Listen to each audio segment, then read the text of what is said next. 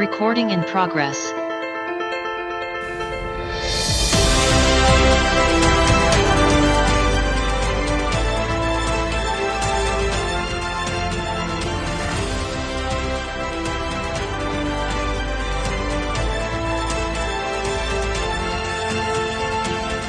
The province of Aurora is known as the hidden gem in the east coast of Central Luzon.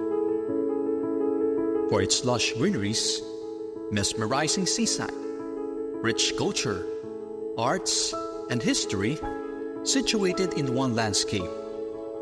At the heart of the province lies the future.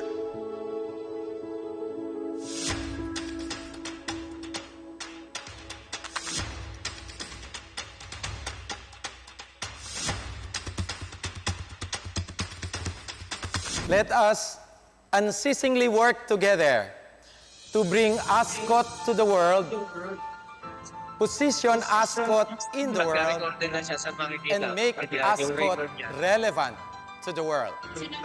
Let our students be global learners, our faculty members and staff as global influencers, our alumni as global ambassadors, our partners as global benefactors. Being the beacon of standard and quality education for over 26 years, Aurora State College of Technology continues to bring more opportunities for students and faculty.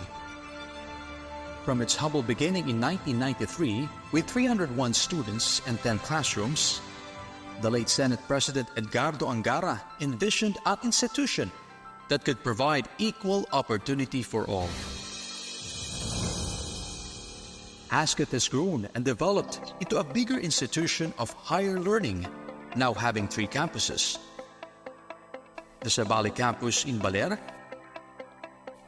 the Basel campus in Maria Aurora, and the Esteves and FTC campus in Casiguran, all fruits of continuous nurturing as seen today. With the full support of the Commission of Higher Education, ASCOT is ready, now more than ever, to be recognized in global spectrum. Join me in embracing the core values of ASCOT.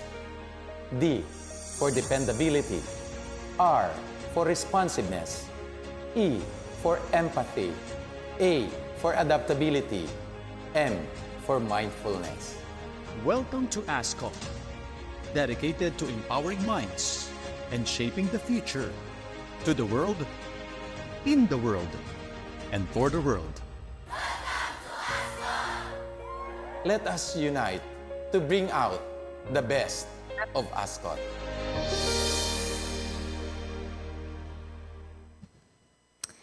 Please stand for the Philippine National Anthem, a symbol of our pride and unity.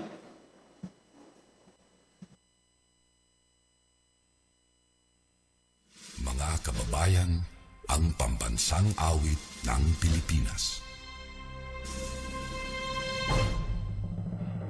Kayang magiliw, helas ang sinangalan, alam ng puso, sa titik mo'y buhay.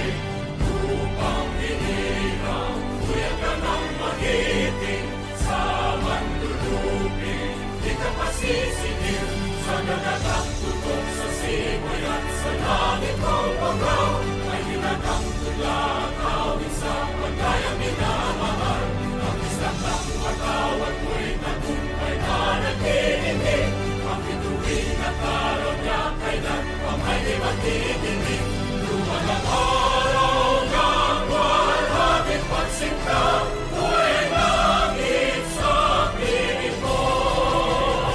Ang inigaya na pagkay mga amin, ang mamatay ng dahil sa'yo. Please remain standing. We now honor Japan with their national anthem. This will be followed by an opening prayer.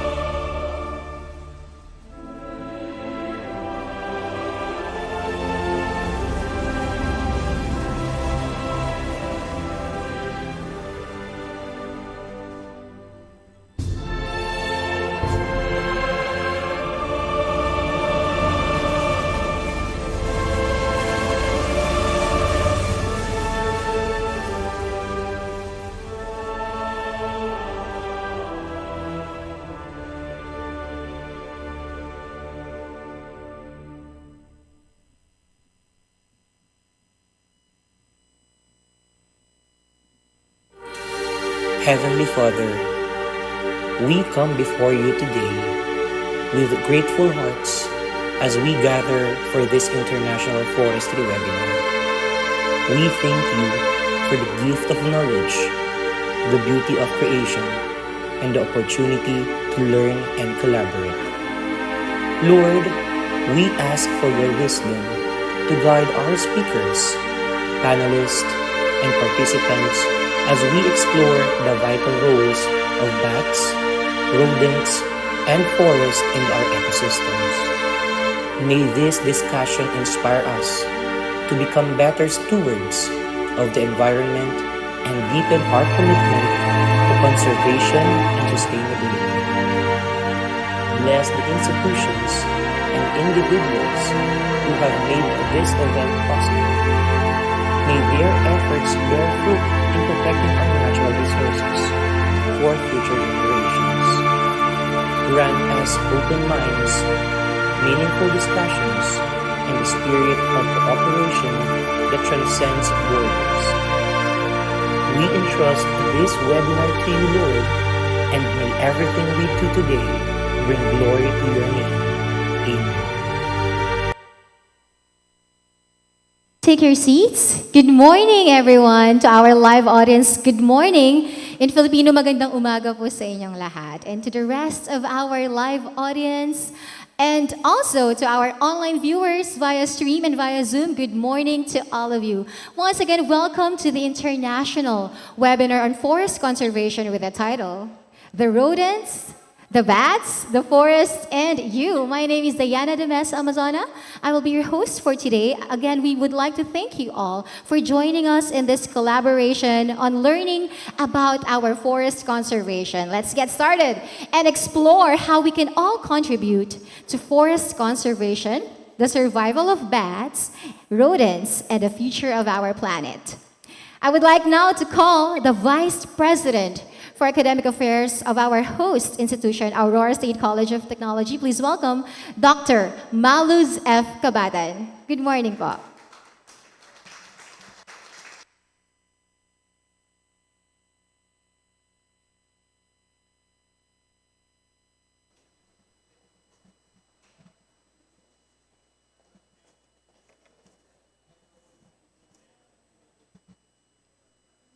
Good morning, everyone. Welcome to this is the first webinar for this year, to the first international webinar on forest conservation, the bats, the rodents, the forest, and you. So first of all, may I welcome and greet the President of Aurora State College of Technology, Dr. Renato Reyes. The University President of the Pampanga State Agricultural University, Dr. Anita David. The University President of the Central Luzon State University, Dr. Evaristo Abella. The Executive Director, Japan Society for the Promotion of Sciences, Bangkok Office, Thailand, Dr. Yusho Otani.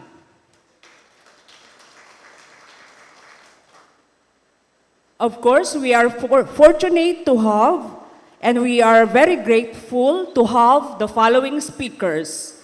Number one, Dr. Diane Sheila Castillo from the Department of Environmental Sciences, Central Luzon State University. Ma'am Diane.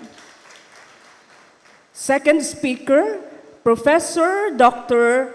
Takayushi Sato, Faculty of Forest Science, Tokyo University of Agriculture, Tokyo, Japan. We are also fortunate to have the third speaker, no less than our faculty from the School of Forestry and Environmental Sciences, Aurora State College of Technology, Forester Merlita Agbayani. And the fourth speaker, Dr. Luisa Mahuakim from the Institute for Tropical Biology and Conservation, University, Malaysia, Sabah, Kuha, Kinabalu, Sabah, Malaysia.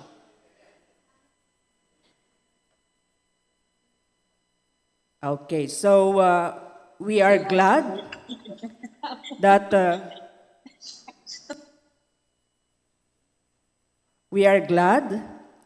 for the leadership of the School of Forestry and Environmental Sciences, led by no less than the Dean Michelle Resueño for this event.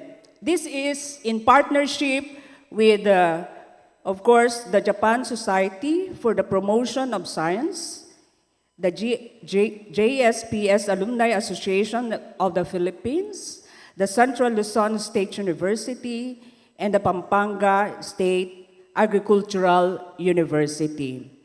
We have about 262 participants online. Welcome po. And about 70 participants in this hall. Okay, let us keep the ball rolling. We are excited to have this webinar. Let us enjoy and learn more. Once again, welcome and God bless us all. Thank you so much, our Vice President for Academic Affairs, Dr. Maluz F. Cabatan. At this juncture, we are honored also to have the greetings from our ASCOT President, Dr. Renato G. Reyes. Good morning.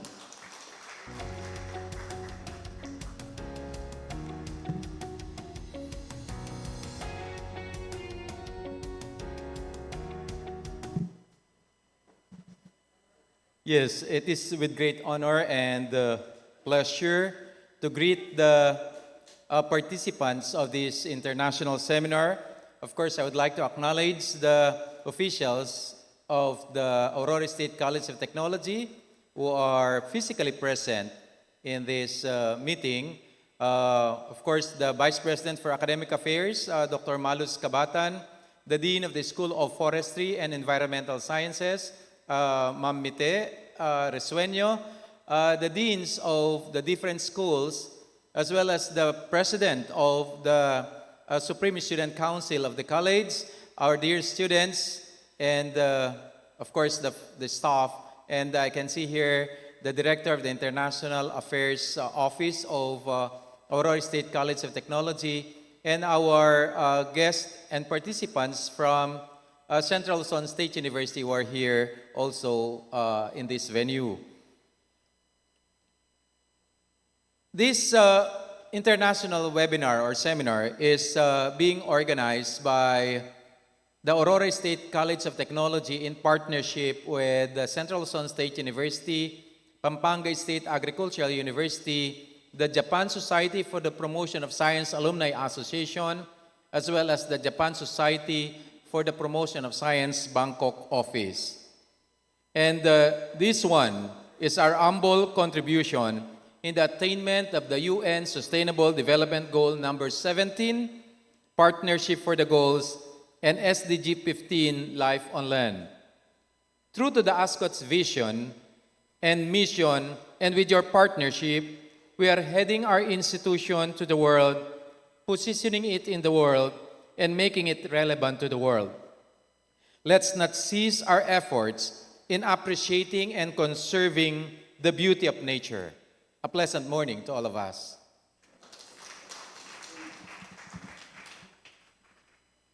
Thank you so much, Dr. Renato G. Reyes, the College President of ASCOT. Now, Dr. Evaristo A. Abella, the University President of the Central Luzon State University, will also share his greetings. Let's all watch this video.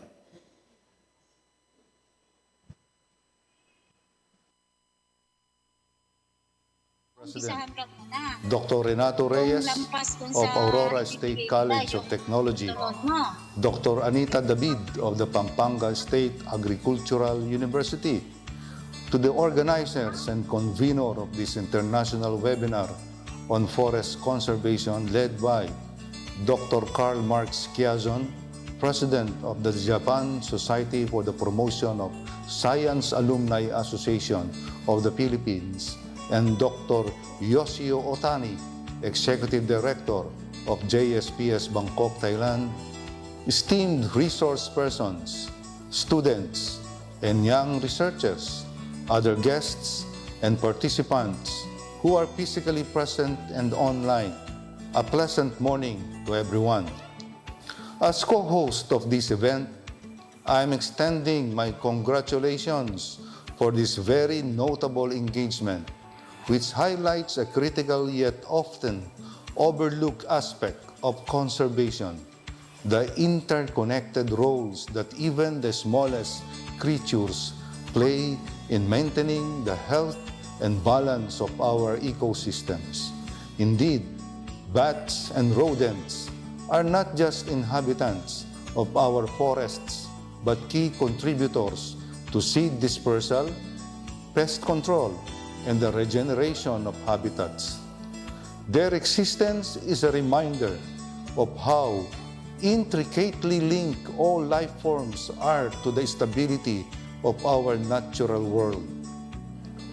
On behalf of Central Luzon State University, it is our honor to be part of this global conversation as we believe in the power of collaboration, education, and research to address the pressing environmental challenges of our time. Events like this provide a platform for us to share knowledge, exchange best practices, and inspire one another to take meaningful action toward conserving our planet. With our local and international experts as speakers, I am confident that this webinar will serve as a call to action to fulfill our shared commitment, not just bats and rodents, but for forest conservation as a whole, including the countless species and communities that depend on them, including us. Again, congratulations to the JSPS. Thank you for making us a part of this significant initiative that can make a real impact in our communities, because saving the planet starts with us. Thank you, and may God bless us all. Thank you so much, President of CLSU, Dr. Abelia. Now, on behalf of the President of Pampanga State Agricultural University, we have online Dr. Geraldine C. Sanchez, the PSAU Vice President for Research, Innovation, Extension, and Training. Good morning po, Doc. Hello, good morning. Can you hear me? Loud and clear, yes. Okay, Ohayo gozaimasu, konnichiwa. Magandang umaga. And good morning to everyone who are online also and those who are in person. In behalf, first of all, let me first greet the following: the President of Aurora State College of Technology, my very good friend, Dr. Renata G. Reyes. Good morning, President Rene. Of course, my batchmate, also magkaka-batchmate kami mga yan eh. The President of Central Luzon State University, Dr. Evaristo A. Abelia. We also have the Vice President for Academic Affairs of ASCOT, Dr. Maria Luz F. Cabatan. We also have the Executive Director of JSPS Bangkok Office, Dr. Yoshio Otani. Konnichiwa. We also have Dr. Karl Marx Kiazon, our kababayan from actually from Angeles City, Pampanga, now living in CLSU, now the President of JSPS, Maya Pabak, Doc Carl, and of course our esteemed speakers in various agencies, both here in the Philippines and also speakers from Nodai or from Tokyo University of Agriculture, and of course, all of the faculty of various state colleges and universities, not only in Region 3, but nationwide as well, and all students who are inside the Zoom, a very pleasant good morning to all of us. In behalf of our university president, Dr. Anita G. David, who is currently not feeling well, we are honored here at Pampanga State University to be co-organizer of this very important scientific meeting, specifically international forest conservation, the bats, the rodents, the forest, and you. Our university is nestled at the foot of Mount Arayat, and in 2022, specifically April, the Mount Arayat was reclassified as a protected landscape, or MAPL. And because of this, we are mandated to conserve its biological resources, not only fauna, but also flora. That is why in our university, we have a Bachelor of Science in Forestry and Bachelor of Science in Agroforestry. It used to be part of the College of Agriculture Systems and Technology, and now it is a newly designated program, now the College of Forestry and Agroforestry of PSAU, and we are really serious in conserving Mount Arayat. Next is the rodents. The rodents are so close to my heart because me, as a nutraceutical researcher, I have been working decades ago using lab animal models like rats, like hamster, guinea pig, but more specifically rats. And I do believe sometimes we take them on the disadvantaged side, similarly with bats, but we can take them on the advantage side as models, animal models, in doing research. With that, I will no longer prolong my greetings, and I congratulate President Renato G. Reyes for coming up with this important event along with the JSPS. Again, God bless us all and good morning. Thank you so much, Dr. Geraldine C. Sanchez, the PSAU Vice President for Research, Innovation, Extension, and Training. Another greetings all the way from Japan. We have the Executive Director of Japan Society for the Promotion of Science, or JSPS, Dr. Yoshio Otani. Let's all watch this.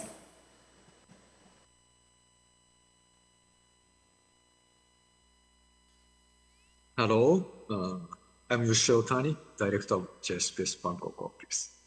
On behalf of Japan Society for the Promotion of Science, JSPS, I'd like to congratulate the start of JSP Alumni Association of the Philippines, JAAP, webinar series. JAAP started webinar series during the difficult period of the corona pandemic. First webinar series was started in August 2020 with the title of Coping with the COVID-19 pandemic. The title of second series was Living in the New Normal and Beyond, which lasted from January to September 2021. When JAAP started the webinar series, we could not know what consequences we would have from the outbreak of corona pandemic, and we could not have any measures to handle the COVID-19. Some specialists said once the infection rate reached over 80%, the pandemic would automatically cease without implementing any measures. I guess this is a sort of situation right now. After the settlement of COVID-19, some of our daily lives went back to the one before, but some of them never returned to the same as before. We could say only that corona pandemic surely brought many changes in our lives. The biggest product of fighting corona pandemic is online meeting and also work from home. And they became kind of normal at present. Because Philippines is an island country, I suppose it is difficult for JAAP members to see each other face to face and frequently. I hope the new webinar series gives an opportunity for JAAP members to communicate and discuss on a regular basis. I wish the new webinar series provide another new normals to JAAP activities. Thank you for your attention.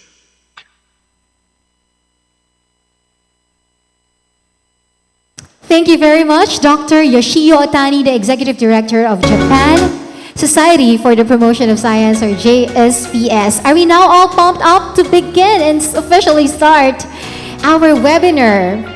It's time to introduce our speakers for today. And to do this important role, I would like to call the Dean of the School of Forestry and Environmental Sciences, Associate Professor Forester Michelle Risueño, to introduce our esteemed speakers. Good morning, po.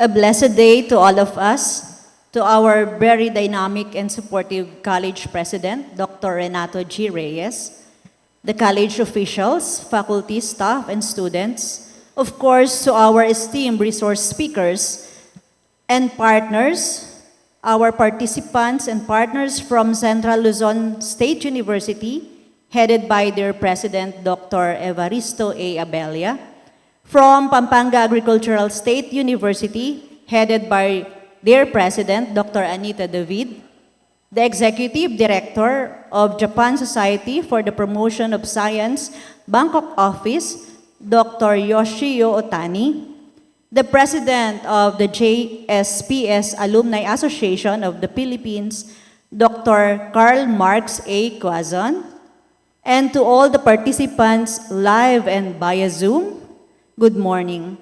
It is my honor and privilege to introduce to you our distinct resource speakers for this international webinar.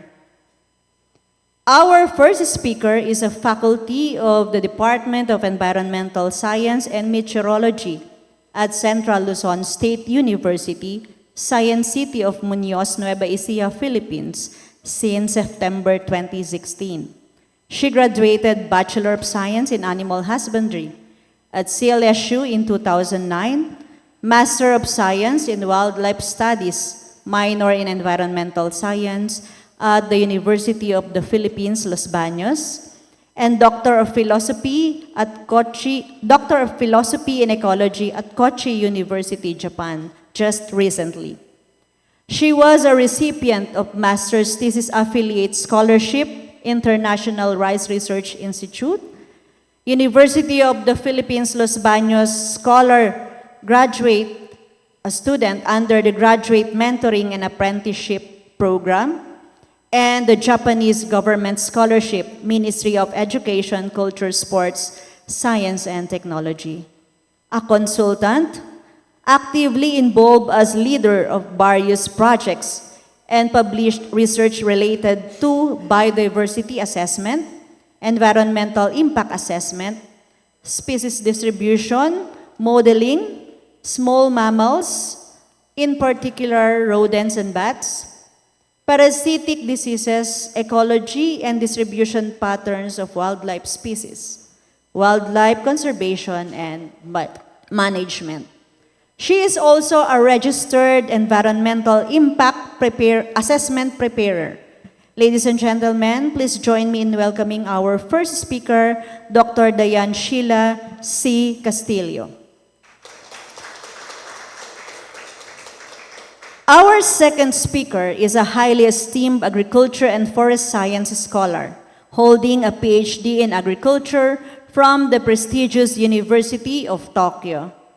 Currently a professor in the Department of Forest Science at the Tokyo University of Agriculture. He has dedicated decades to advancing knowledge in forestry, sustainable resource management, and regional environmental science. His research stands out for its emphasis on industry-university cooperation, focusing on improvement the utilization of forest resources and revitalizing local communities. This work has profound implications for the better management of privately owned forest, seamlessly blending academic innovations with practical applications to address critical environmental and societal challenges. His efforts have been widely recognized in leading academic journals and through impactful collaborations on national and international research projects. Beyond his research, he is deeply committed to the broader mission of universities. He views them not only as places for acquiring knowledge and conducting research, but also for developing character. As he puts it, positive behavior will lead to a meaningful student life, highlighting his dedication to nurturing well-rounded, socially responsible individuals. We are truly fortunate to have such an inspiring figure with us this morning. Please join me in giving a warm and enthusiastic welcome to Professor Dr. Takayoshi Sato. Our third speaker is our very own faculty of the School of Forestry and Environmental Sciences since 2001. She graduated Bachelor of Science in Forestry and a holder of Certificate in Professional Teaching. She also earned her Master's of Science in Environmental Management on 2024 and a professional forester and a professional teacher. She is actively engaged in various diversity researches and environmental management initiatives. Ladies and gentlemen, our third speaker, allow me to introduce Forester Merlita T. Agbayane. Our fourth and last but not the least speaker is an educator and a scientist at the Institute of Tropical Biology and Conservation in University Malaysia Sabah, Kota Kinabalu, Sabah, Malaysia. She earned her bachelor's degree in biological science education at University Kebangsaan, Malaysia, and Master of Science at Kyoto University, Japan. She is passionate about working with research in tropical forest biodiversity, ethnobotanical studies, and nutrient dynamics in the forest. Her excellent works and previous collaborations with other scientific institutions are featured in various scientific gatherings and journals. Without much ado, join me in welcoming our distinguished speaker, Dr. Luisa Mahuaki.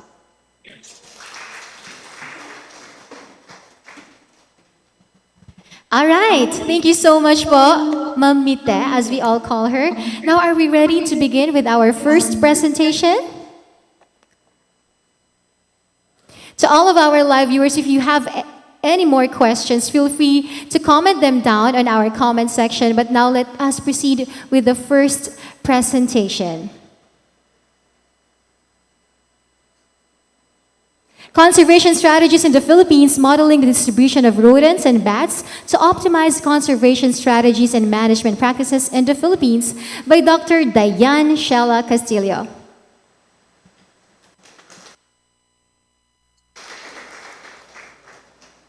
Good morning and thank you for being here today. I am excited to share the highlights of my PhD research conducted under the supervision of Dr. Motoki Higa at Kochi University, Japan.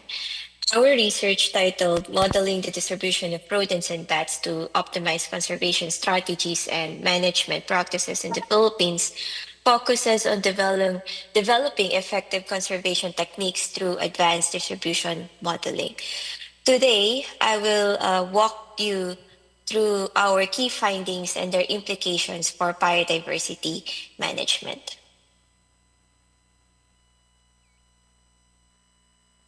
According to World Economic Forum, the most significant global risks over the next decade are climate action failure, extreme weather, and biodiversity loss.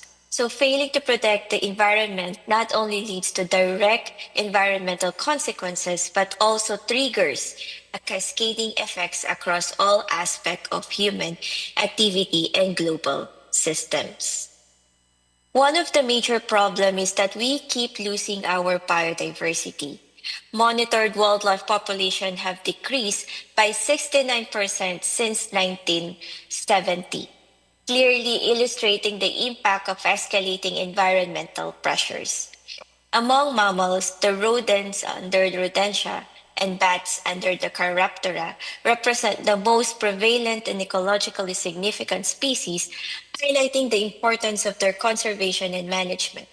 Thus, these two mammalian species plays critical roles in our ecosystem. For instance, bats play a vital role in ecosystem health through pest controls, pollination, and seed dispersal, as well as their fecal matter serve as a natural fertilizer. So given that the bats constitute 20% of mammalian species, there is a chance that if we lose bats, prepared to risk losing a vital portion of our biodiversity, leading to cascading effects on other ecosystems. Meanwhile, rodents significantly influence local ecosystem because of their activities, as you see in this illustration. Their activities alone are also crucial for maintaining ecological balance.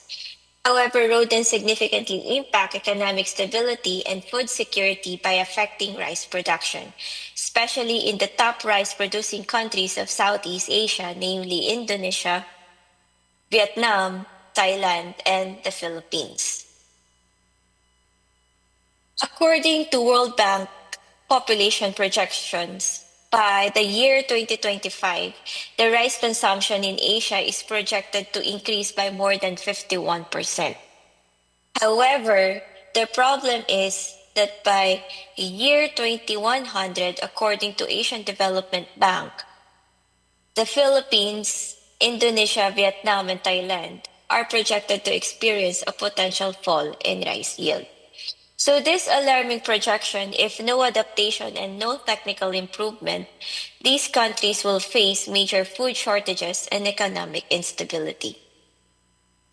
One of the challenges in achieving rice self-sufficiency in Asia is rot damage, resulting in an annual loss of 5 to 10% of rice crops.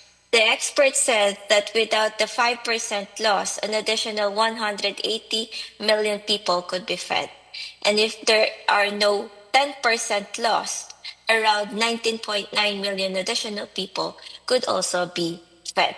So here's a photo illustrating rat damage. The farmers lose up to half their entire yield to rats alone. This not includes losses from other pests and weather phenomena such as La Nina and El Nino. So imagine the struggle faced by farmers just to earn a living. Aside from the ecological and economical importance of bats and rodents, they also have an important role in public health. As we see in this graph, the bats and the rodents stand out among mammals for their high species richness, which correlates with higher percentage of zoonotic virus. However, we have to remember that we are only looking at viruses here, and these species are also carriers of other pathogens, highlighting the profound influence on public health.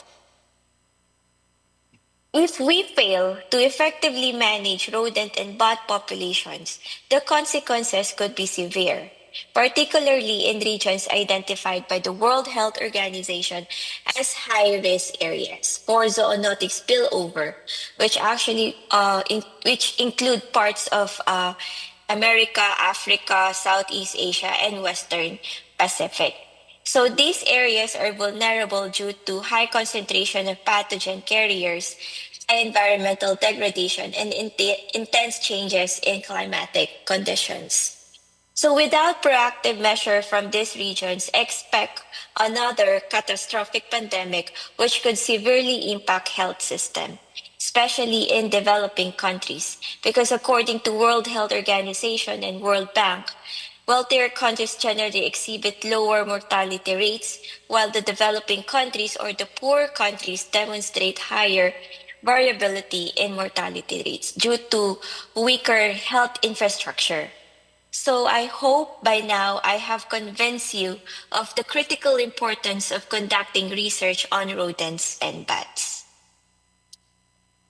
Now that we have recognized the risk, the question arises, how should we respond? What should we do? And the most common answer are to protect, restore, and manage species population and to conserve their natural habitats. However, it is becoming more challenging nowadays. This is because climate change and shift in land features cause species to adapt in ways that really complicate our conservation and management efforts. So if this is the case, we too must continually adopt and update our approaches to effectively respond to these challenges.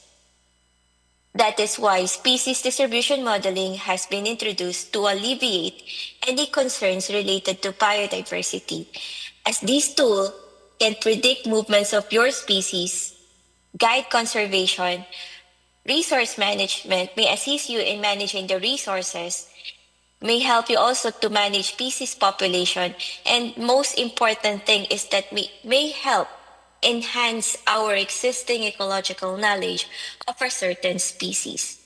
So given its promising outcomes in biodiversity, SDM is now being extended to agricultural science and epidemiology. So for us to successfully predict the species distribution, we only need two important data: the species occurrence records, and of course, you need to have your environmental predictors or variables that are biologically important for your species of interest. And if we have these two data, we can produce this one. So what do we have here? What does this really mean? So those areas that are colored in orange have environmental condition similar to where we have already found the species. And that is the exact information that an SDM can provide us. Our research actually focuses on using species distribution modeling, specifically through maximum entropy predictions to enhance the most accepted and being implemented to control or manage the rodent population, which we called ecological-based rodent management, or the EBRM. So we target rodents due to their major impact as pests, causing significant damage to crops and various growth stages, post-harvest losses, and posing health risks to smallholder farmers, as these wildlife species are carriers of at least 65 human diseases, and 20 of which are severely unbearable. So these are the species of rodents that we have considered in our modeling, along with their challenges and reported problems. So just to give you more idea of why we chose to have this kind of research is this slide shows the escalating financial impact of rat infestation on Philippine agriculture. So I used the report data from two provinces, Cotabato and Negros Occidental. In Cotabato, from 2016 to 2022, the damages in this province surged from 13 million to over 69 million. That is actually for because of rat damage alone. So then for Negros, from 2016 to 2018, in just a matter of 3 years, the damage of 8.4 million surged to 17.49 million. So this rising trend emphasized the urgent need for effective pest management strategies. So due to financial hardship faced by Filipino farmers and the emerging issue of rice self-sufficiency in the country, there is a proclamation number 179, which declaring that the month of September is an anti-rat campaign month. So the concept of this program is that if you can present a dead rat or a rat tail, you will have an equivalent of rice.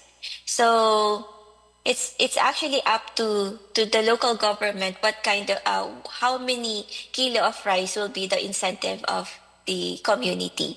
So this kind of program is one way of encouraging the community to work together with the local government unit to at least alleviate the problem and in regarding the outbreak of the rodents in a certain area. So the ecological-based rodent management is one of the most accepted paradigm to manage the rodent population, as I said earlier. The idea of this approach is to integrate science-based method with traditional farming practices to have an ecologically sound practice management. So basically, for you to be able to or successfully manage rodents, the population of rodents, you need to understand the rodent species basic biology, spatial behavior, and breeding ecology in order for you to maintain the tolerable population of that particular species. So these are the different activities that are being done or being applied in the ecological-based rodent management, as you see in the slide pictures. So this slide displays the habitat suitability for various ratu species. I have 5 ratu species, and all of these species are major pests of agricultural crops. So in this slide, the habitat suitability are being measured on a scale of from 0 to 1, where 0 indicates no suitability and 1 indicates high suitability. So the model reliability is assessed using the AUC metric or area under the curve. So with values below 0.5, suggesting the randomness, meaning the model fails to meaningfully distinguish between classes. So, and probably the model is just guessing the outcomes. But if you achieve a value of 0.8 above, or if you reach a value of 1, it indicates a reliable and accurate prediction of your predictive map. So this slide illustrates the habitat suitability for the Philippine forest rat. So this highlights the environmental variables most influential to its occurrences. So the model was able to predict or was able to determine which among of the variables that you have included in the model are the most important for the distribution or occurrence of these species. And this species actually confined with forest area. So it means that the main habitat of these species are mostly on forests and never present in lowland areas. So if we're going to look at the habitat suitability map, those that are in color, that are colored with orange and green, those areas are considered as moderate to high suitability for these rodents. So those areas are also the forest area of the Philippines. And if we're going to look at the black one, so this one indicates that the rodent have low suitability or no suitability in this area. So these areas that are colored in black are actually the lowland areas or the lowland agricultural areas of the Philippines. So this information is invaluable for ecologists and aids in strategizing efficient management efforts. So how can we use this potential distribution to optimize the EBRM approach? So let us take a look one species as an example. So I'll be using the Rattostanazumi here. So we have to remember, just like what I said earlier, the EBRM or the Ecological Base Rodent Management is designed to offer science-based solution.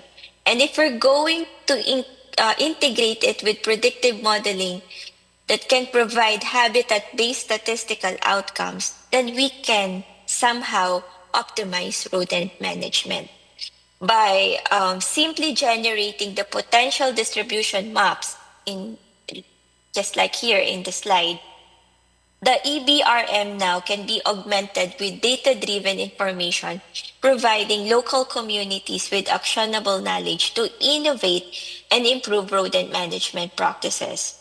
So if we have the ability to identify the potential risk with the help of the model, we can be provided with crucial informations that are needed for focused intervention efforts for this particular species. And also the local government units, and specifically the agriculture and biosecurity, can also develop an efficient action plan within a reasonable time frame and budget. So another part of our research is we did predictions of habitat suitability and distribution of common fruit bats in the Philippines using maximum entropy also. So the concept, the global attention is heavily focused on bat-related research, and we only have one goal: how to reduce the risk of future pandemics. The concept is actually promising, but there are some challenges, and one of these is that reducing the risk requires investment in prevention, preparedness, and response. Although the preparedness and response have received significant attention, as funding is often allocated to mitigation only after a pathogen is already circulating in humans. So why this is happening? This is because we have lack of a clear definition of prevention and lack of guidance on how to achieve this. So if we have further understanding of bat ecologies alongside with environmental and climate shift, it can somehow possibly aid in preventing zoonotic spillover. So the species of interest that we have chosen was this that you're seeing in these slides. So the research questions that we wanted to ask for this particular study is that what are the environmental variables that are highly important for these different species with different or varying sizes? So another question is that if bats' utilization of forest stratification is influenced by their wing size, does the wing morphology also affect the response to the extent of environmental areas? So in order for us to determine or to answer the question number 2, we need to resample the rasters that we have, both occurrence record, specifically the environmental variables in different scales. So we have 7 kilometer, 5 kilometer, 3 kilometer, and 1 kilometer. So basically this is from broader to finer scales. So these scales are the indicative of extent of the area. So as a result, this chart ranks the environmental variables by importance for each species as indicated by the respective percentages. So, but a general trend is observed where all species respond to variables that are related to temperature, seasonality, terrain ruggedness, distance to residential areas, and of course the residential area. So this kind of information is very crucial for designing effective conservation strategies that are scientifically sound and tailored to the ecological requirements of each bat species. So in terms of how different species respond to the area of the environment, the model demonstrated that the landscape area So these are the landscape area that are color-coded. The fruit bat species are not dependent on their physical dimension. So it means that all species respond to finer and larger area, irrespective of their wing or body size. So they are predominantly influenced by vegetation distribution or suitable roosting site. For example, the caves or the forests. But however, for climatic data, specific climatic data and distances, um, the model demonstrated that all species consistently respond at a finer scale. This is because somehow, possibly, that the microclimate and immediate surroundings are the priorities of fruit bats. So this information is crucial for determining the extent of the area that we need to protect and conserve to support fruit bat population and establish boundaries between human habitation and the natural habitats of these species. So how can we use this information to enhance our existing ecological knowledge about bats? So let's have this one species as an example. So the Ratus amplexicaudatus are known to roost in caves and terrain ruggedness, which is actually associated with the formation of caves. So if we're going to look at the environmental variables that are contributing to the occurrences of these species in a particular area or to the habitat suitability of these species, we can see in this slide that 26.6% the highest of environmental variable is the terrain ruggedness, which is followed by the distance to residential areas. So the existing ecological knowledge about these species is that this species is very known to forage in agricultural and residential areas, often observed in lowland forest areas, and all known roosting sites are caves, but may find roosting in fruit trees near residential areas. So if you're going to look at this one, the existing ecological knowledge of this particular species actually complement to the result that was determined by the model specifically. And if we're going to look at the map, those areas that are colored in orange and yellow, those are the areas that have very high suitability for this particular species. So what I'm trying to say here is that the predictions not only align with the existing literatures that we know about this species, or ecological preferences of this modeled species, but also identify the most significant environmental variables to which the species is most responsive. So how can we use this to optimize field surveillance and monitoring the fruit bat population in the Philippines?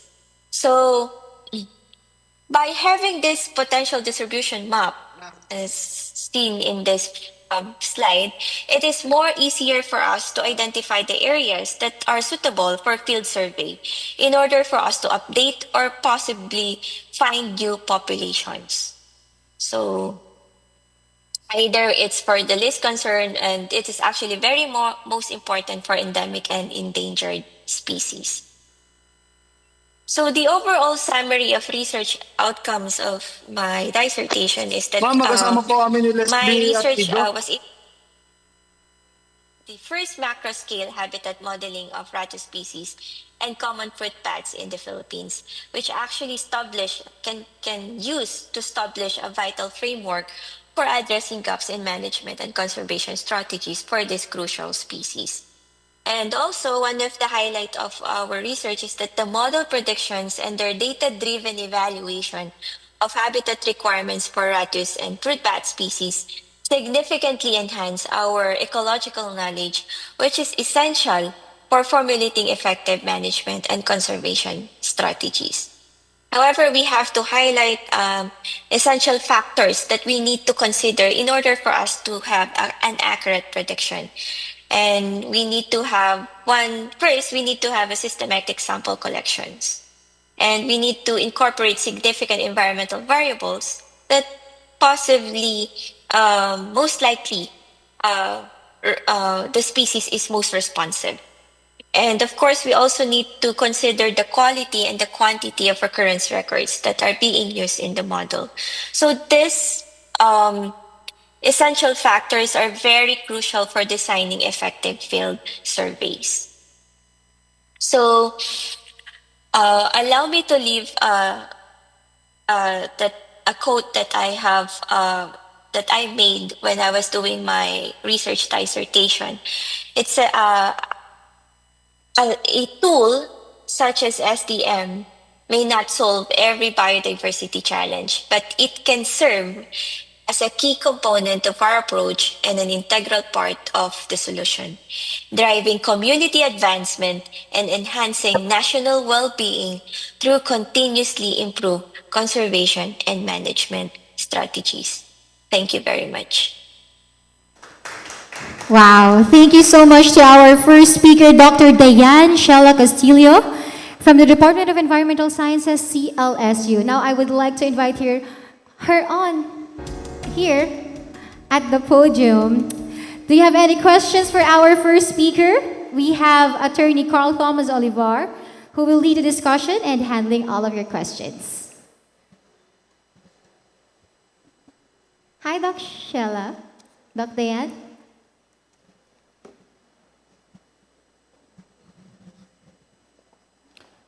Hello, Dr. Castillo. First of all, great presentation and congratulations. Now we will be entertaining questions from our audience regarding her study on the conservation strategies in the Philippines. Do you have any questions from our audience?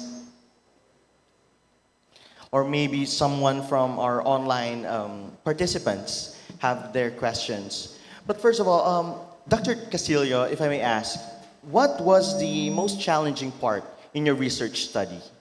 If you may share with us. Yes, thank you very much for that question. Yes, one of my biggest challenge when I was doing my research dissertation was the occurrence record, especially here in the Philippines. And when I say occurrence records, for us to have accurate predictions of our model, we need to have a lot of occurrences records. And majority of our occurrence record have this sampling bias. And that is actually one of the things that species distribution modeling, let's say it's becoming an inconsistency. Because if your data have this bias, let's say for example, your occurrence record is clumped in a certain area or an environment, the model will predict that that certain environment is the best suitable for that particular species. So I think when I was doing my dissertation or the modeling, the occurrence records that we have is very low, and there is no systematic sampling when we're doing biodiversity. Actually, that's the problem I have encountered. Thank you, Dr. Castillo. Now we have a question sent by one of our audience members. Dr. Castillo, is there a relationship between the presence of the natural forests in the specific area and the occurrence of these bats and rats? Again, as for... is there a relationship between the presence of the natural forests and the occurrence of these bats and rats in that specific area? Bats and rodents. Rodents, sorry. Yeah, rodents only, or bats and rodents. Of course, there is. So, of course, rodents and bats, we know that they are highly mobile, especially bats. And for bats, particularly for bats, forest is one of the, let's say, their natural habitat.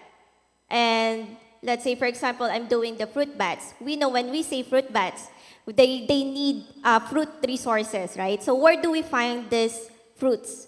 So we have it more in the forest. So if you're going to degrade the forest, then most likely the distribution and the occurrences of bats will also be affected. So yes, there is a correlation between those forest environment and the species. Thank you, Dr. Castillo. Now, for our last question, are there any specific conservation programs that we know of currently we're doing here in the Philippines as to the optimization of conservation of these species? Maybe there are, Yes, or actually we're doing a lot of efforts.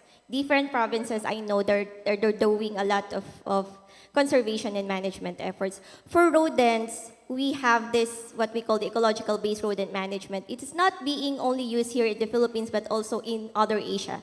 And it is one of the most accepted paradigm that we use to actually manage the rodent population. But in terms of, like what I said earlier in my presentation, of course we have strategies, right, to conserve and manage our species. However, because of climate change and shift of land features, our efforts is becoming somehow not aligned with what is really happening within our environment. So that's the reason why we're proposing to have the species distribution modeling, because that is the only one way to at least identify the priority areas that we need to conserve and have this management intervention. Thank you very much, Dr. Castillo. Now, we have one more question from our audience member via Zoom. Okay, let's see. One from Ma'am Joy, Mika Joy Rotakio. If you have any, sorry, that's not. Okay, from Dr. Duran. Dr. Castillo, thank you very much for your informative presentation. The question is, have you designed a long-term program on effective management and conservation strategies for bats and rodents in the country? Program, actually, when I finished my dissertation, I was emailed or called by the Department of Agriculture, particularly the Bureau of Plant Industry, because they saw my publication and they intend to validate first the model. Because what I did is just pre-modeling. I just check what does the model can bring to optimize conservation and management in the Philippines. But we still have to validate it. So once we validate it in the field, that's the only time I can have this program or long-term program to optimize the conservation and management, not only for bats and bats and rodents, but also with other wildlife species. Yeah. But long-term program is just, we still need to validate first before doing a program. All right, thank you, Dr. Castillo. Do you have any more questions from our audience member?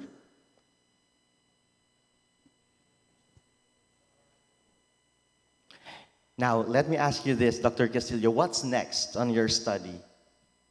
Yes, I'm currently writing the proposal for validating the result of the model, because that's the initial step. I need to first,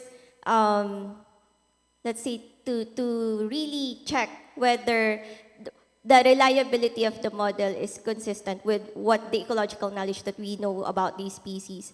And once we have validated this one, then we can have talk with the local government units to at least have collaboration on how are we going to optimize conservation and management in the Philippines using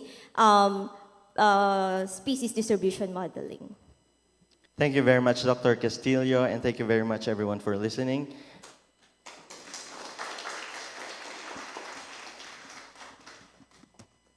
Thank you very much. Wow, what an insightful first presentation. Once again, thank you, Dr. Diane Castillo, for that informative presentation. Now, let's continue our learning journey as we welcome our next speaker, Professor Dr. Takoyashi Sato from Tokyo University of Agriculture, Japan. He will be sharing his expertise on the development and characteristics of forest planning in Japan, a topic that will give us broader perspective on sustainable forest management. Dr. Sato, the virtual floor is yours.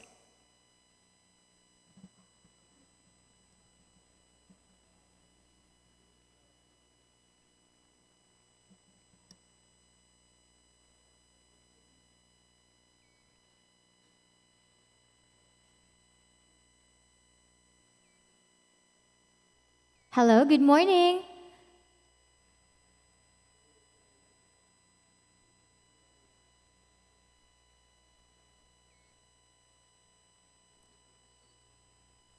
Okay, while we are still getting in touch with our presenter for today, the moderator will be Dr. Etikio Alrataque Jr. So if you do have any questions, feel free to raise them up after the presentation. To our live and virtual audience as well, leave your questions on our comment section and we will try to read them all later.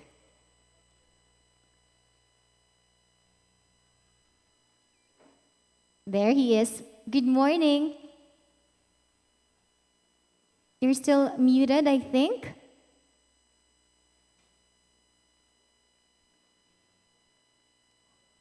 Hello? Still nothing on our end?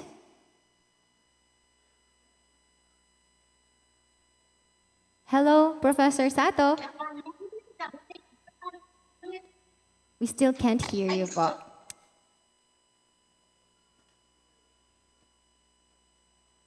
Can we all help out Professor Sato to turn on his microphone on our end? If not, Professor Sato, can we again join in the Zoom?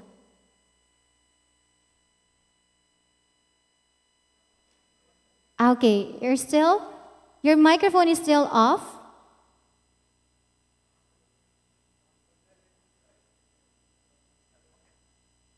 Or maybe the microphone has an issue. But I guess he can hear us from his end. All right, so again, kumusta po kayo dito to our live audience all the way from CLSU, good morning.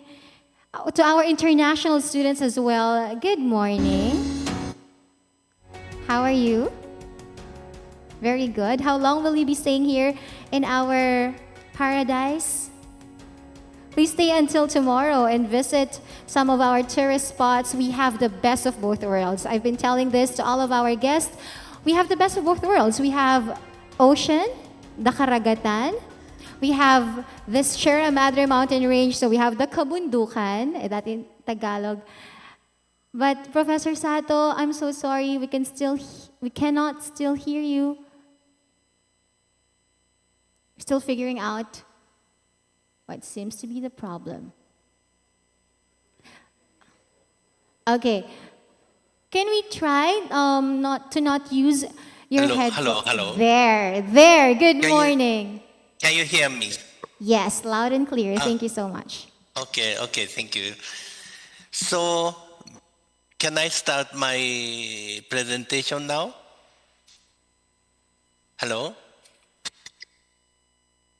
Yes, Professor Sato. Hello? You may now proceed. Thank you. Can you see my PowerPoint? Yes. Yes. So, may I start my presentation now? Yes, po. Okay, thank you. Just a moment. So, thank you very much this opportunity. I'm very happy to be here. So, I'm Takayoshi Sato, Department of Forest Science, Tokyo University of Agriculture. My topic today is development and characteristic of forest planning system in Japan. So, because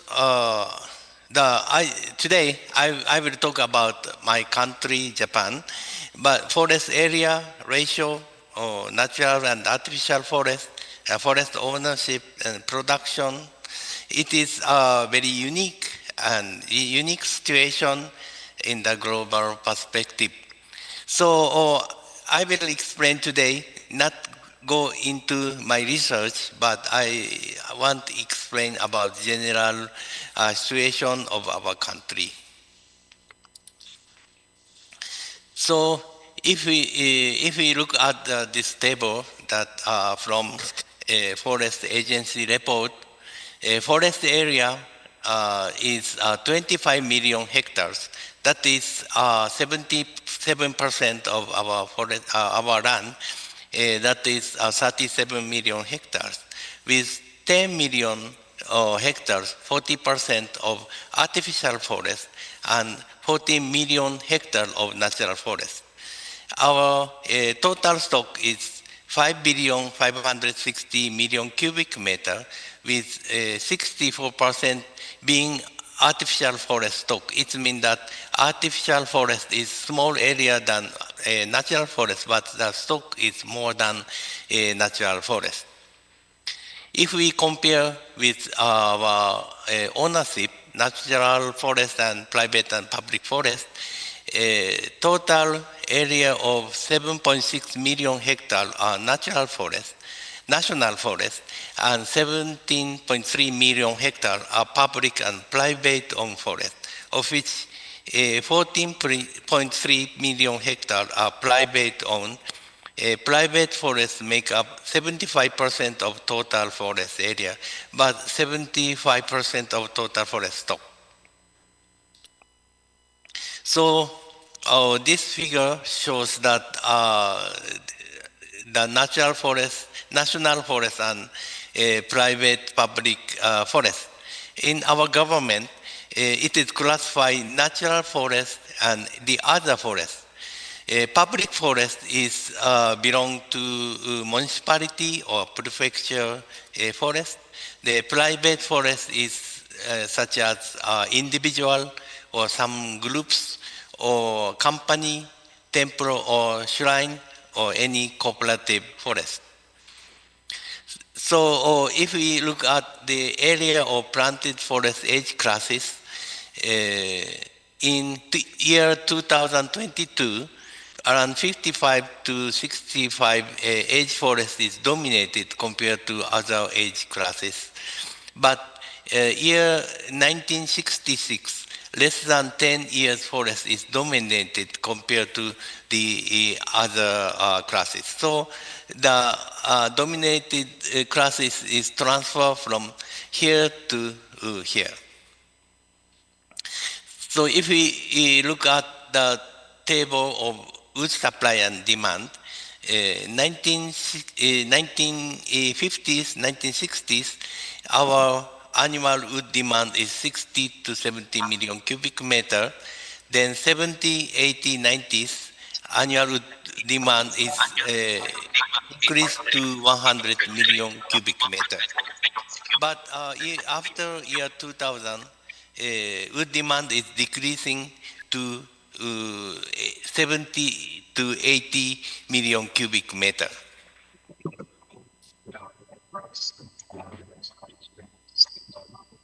Also, we look at the domestic and imported 1950 to 1960 increase a percentage of imported wood. During that time, we import many logs from the Philippines. Then 1970, 80, we much depend on overseas. During that time, we imported from Malaysia and Indonesia. Then after year 2010, domestic production is increasing. At the same time now, fair wood production is increasing. This is for wood biomass for energy, electricity.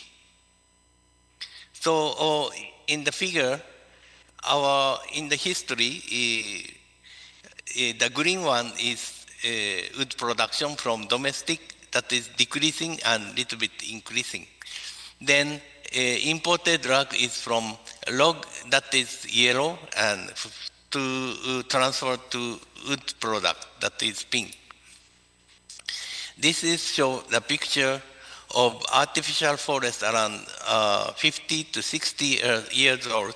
Then the people there is our student measuring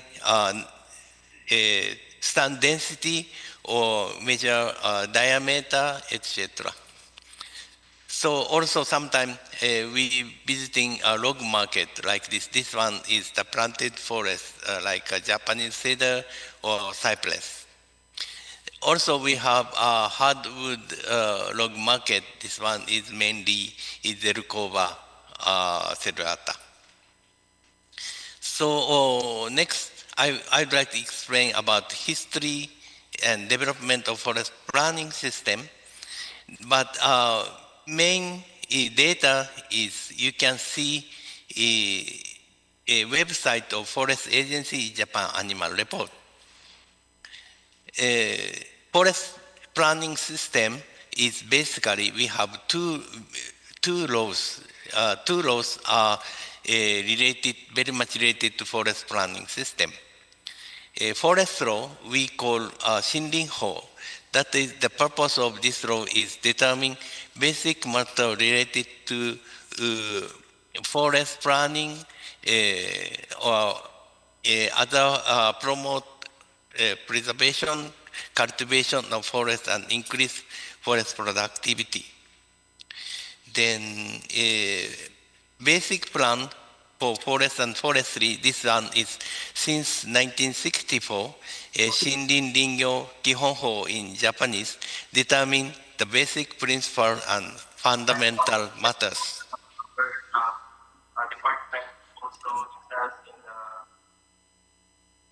Then go to forest planning system, then the execute is forest management planning system.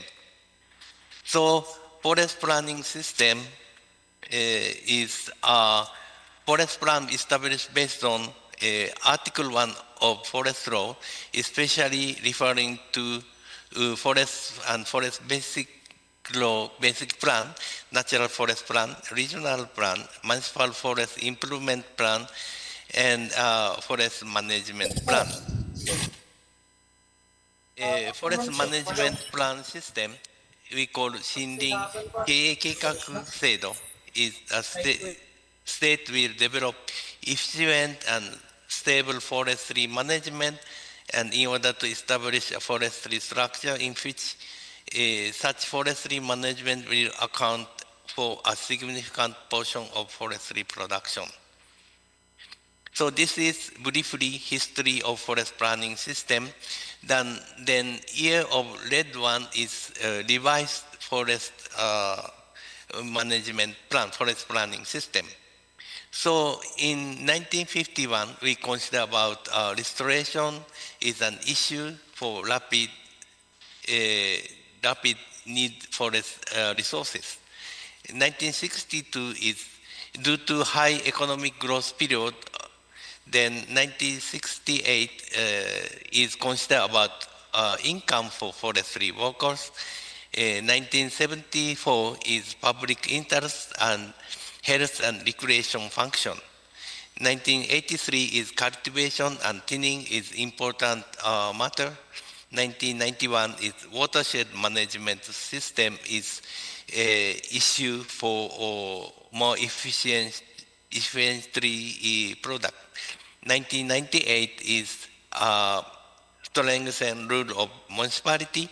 Then 2001 is a shift policy to sustainability utilization and a multi-phased function of forest. 2011 sustainable forest management while balancing utilization and public interest.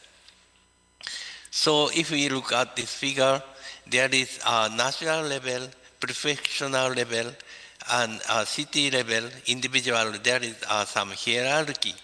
Then since 1980s, there is a city level, municipality level planning system is existing. Then individual level, there are many kind of forest management plan. So now we go to in detail about forest management plan. Forest and forestry basic plan in Japanese, Shinrin Ringyo Kihon Keikaku is drawn up by the government, set up the direction of goals of long-term and comprehensive policy. National Forest Plan, Zenkoku Shinrin Keikaku, is 15 years plan drawn up every 5 years by Ministry of Agriculture, Forestry and Fishery, direction of nation forest related policy.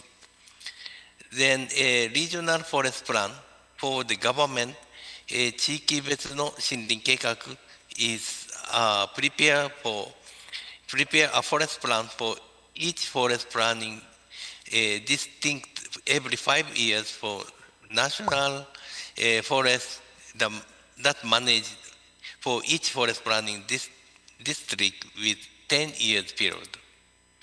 Then we have a regional forest plan, 地域森林計画 is a 10 years plan drawn up by prefectural governor every 5 years to privately owned forest. Direction of prefectural forest related policy, goal and logging, deforestation, forest road, and the development protect forest. Next, we have a municipal forest management plan. 市町村森林整備計画 is a 10 years plan every 5 years. Then we have forest management plan. 森林経営計画 is 5-year plan that is voluntarily drawn up by a forest owner or a person who associated with managing the forest by forest owner and specific detail regarding felling, restoration, deforestation, and conservation. So this is the national forest plan is covered with all country. Then there is a number in the map that is a regional forest plan. By the way, our university campus is located in Tokyo and Kanagawa and Hokkaido. Then we have university forest at Tokyo and Gunma Prefecture. So I focus on today is Gunma Prefecture because we have a forest management plan. Regional forest plan is mainly depend on the prefecture level. So this one is the map of compartment. Then I just want to see a target forest stand is here, the compartment of number 7-1. This is in detail about some sub-compartment. So every sub-compartment, different species, different age or management. So sometimes we look at also photo or data for or before enter to the forest, how is the condition of sub-compartment. So now we go to the creation of forest management plan and certification criteria. Who create forest management plan and what kind of plan? How is the standard?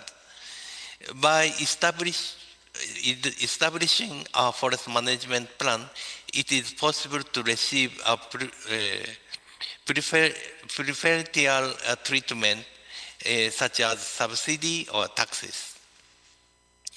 We have three kinds of forest management plan. One is forest compartmental plan. So this is the boundary, this is just image boundary of compartment. Then this second one is a personal plan. That is all the person who own a forest, that is all together. Then area plan is like this. So forest compartment plan is at least half of the area of forest compartment. Then personal plan is all forest owned by owner with an area at least 100 hectares. Then area plan is the management of forest in certain area designated by a mayor of the city, town, village, and area at least 30 hectares. So the content of forest management plan is there are three. One is a long-term policy on forest management. Second is long-term harvested timber volume and reforestation area. Third one is 5-year forest management plan in detail.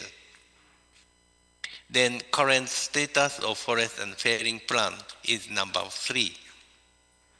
So long-term policy on forest management is ensure long-term and sustainable implementation of appropriate forest management and protection.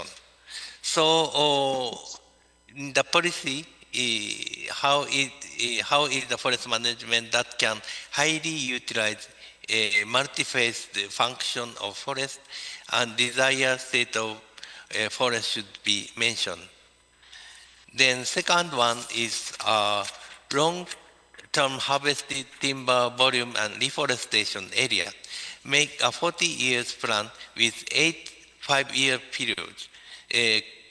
Calculation are made separately from a forest with public function and other forests. Then third one is a 5-year forest management plan in detail, current status of forest and fairing plan. Should be mentioned area, tree species, forest type, forest age, volume, and history by subcompartment, and fairing area, volume, method, and thinning and reforestation. So criteria of forest management plan is they are mainly 5. One is final forest fairing at appropriate forest age. Then second one is fairing method. Third one is sustain harvest appropriate fairing volume. Fourth is thinning, and 5 is planning.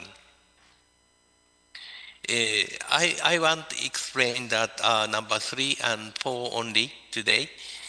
Appropriate harvested timber volume in forest planning system is ensure sustainable and stable supply of timber. The timber volume calculated using a cameral tax formula, that is a gross volume with compare with standing volume with beginning of the period. So about appropriate thinning, should be considered about recover to more than 8/10 in approximately 5 years. So this is the image of 8/10 canopy if 100% canopy is like this. So when we go to the forest for measuring, we look at the status of canopy, not only a stand. Then amount of thinning percentage is determined by growth of tree crown. Standard range is 10 to 35%. Also, estimating volume by calculating thinning volume using a density control chart. This is how measure estimate thinning volume. The brown one. Then lastly,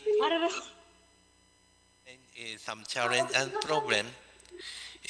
Japan has forest planning system has changed over its 60 years. So it has improved from an era when emphasis was placed timber product in line with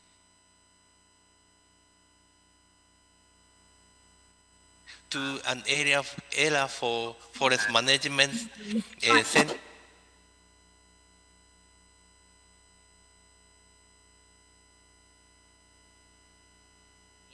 takes environment conservation on global warming into consideration. So forests have functions that go beyond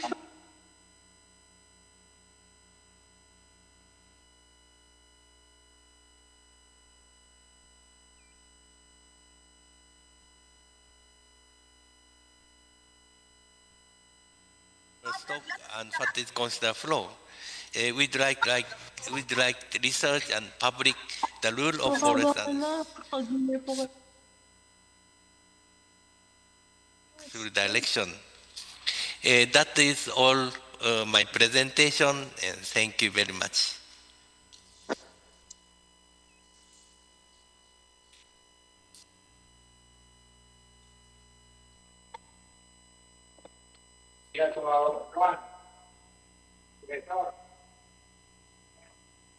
Thank you so much, Professor Dr. Takoyoshi Sato, for that insightful discussion on forest planning in Japan. I would like to remind our online viewers to please turn off your microphone so that you won't distract our speakers and we can also hear them all clearly. Now, at this point, we open the floor for questions. To facilitate our Q&A session, let me introduce our moderator, Dr. Eutikio L. Rotakio Jr., college professor. Ohayo gozaimasu, Professor Sato. Thank you for your presentation this morning. And I've been in Japan for almost 3 years. I took my PhD at Hiroshima University and in the southern portion of Japan. So we used to conduct laboratory inside the forest even up to midnight just to gather data for my research. So it's amazing experience, and I saw that Japanese people are really conserving their forest because you are highly dependent more on importation of foods from overseas. So to entertain some question, Professor Sato, there is one question, prior question. How the Japanese government programs help the local people? Or is there a specific government program of the Japanese that the local people was involved and let them participate in the forest management in Japan? Thank you very much. Good question. That yes, we have many problems, and the government also many strategy issue to our forest management, especially that is since 5 years ago we have a subsidy through forest environment conservation. So all the people should be paid for forest management, management such as how do you say, conserve environment program. Then based on that, local city or a prefecture level, we consider what is a good program based on the environmental protection related to forest. But we have many problems, especially about manpower. So like a smart, we call smart forestry or machinalization is much more considered nowadays. Is that okay for my answer, your answer? Yes, thank you, Professor. So meaning there is a subsidy for those who are participating in forest management. So before I saw some forest activities and I was amazed because in cutting a tree, they usually utilize all, even the tops and branches, the slabs. They can easily convert into small pieces and then turn into fertilizer. So that's how amazing the Japanese technology in terms of forest management. So I experienced that process during my schooling in Japan. So thank you, sir. Another question from the student trustee, Ma'am Jonelle Baldonade. You have some question? Hello, good morning, Professor Good morning. Takayoshi. Did I mention it? Did I pronounce it right? Professor Takayoshi, good morning from Philippines to Japan. My question is, are there any specific forest management practices in Japan that you believe could be applied in the Philippines? Thank you very much. Good question, but because of the climate is very much different from the Philippines and Japan. Like today is around 5 centigrade in the morning. Then we have 4 season. Then rainfall is little bit different. So I think that yes. Uh, for consider about man-made forest, we have many experience also year table, but I think that it should be modified a climate and some culture utilization in the Philippines. Maybe there are some forest management system is referred to your country, but maybe it should be modified for the Philippine style.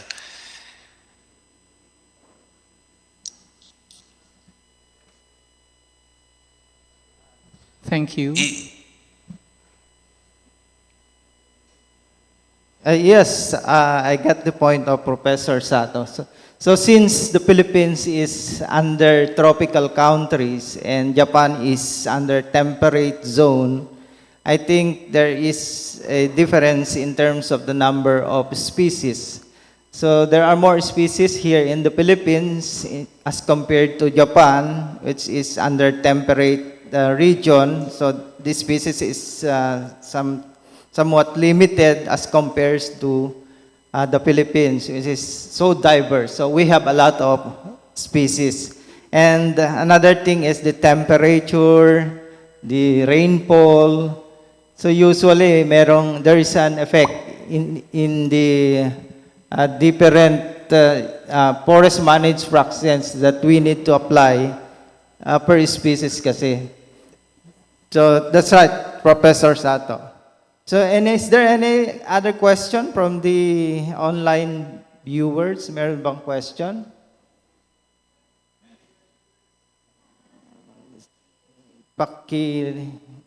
Kindly enlarge the screen. Hello. We have another live, sorry. Ma'am, yes, please. Hello, Professor Sato. Good afternoon. So I have a question. So in the forest management plan of Japan, do you consider water resources as part of the plan? Thank you for the question. Then we have mainly we are concerned about mainly 8 functions. One is of course material production, but the other one is of course watershed management, soil and how do you say protection of soil,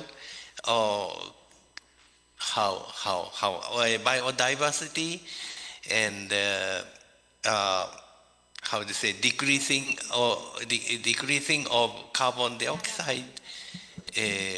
Also, we have a cultural function like produce culture of the city. Also protect of the how do you say like protection forest protect from the wind and snow, etc. So we have several functions based on the policy. Then depend on the forest, we have some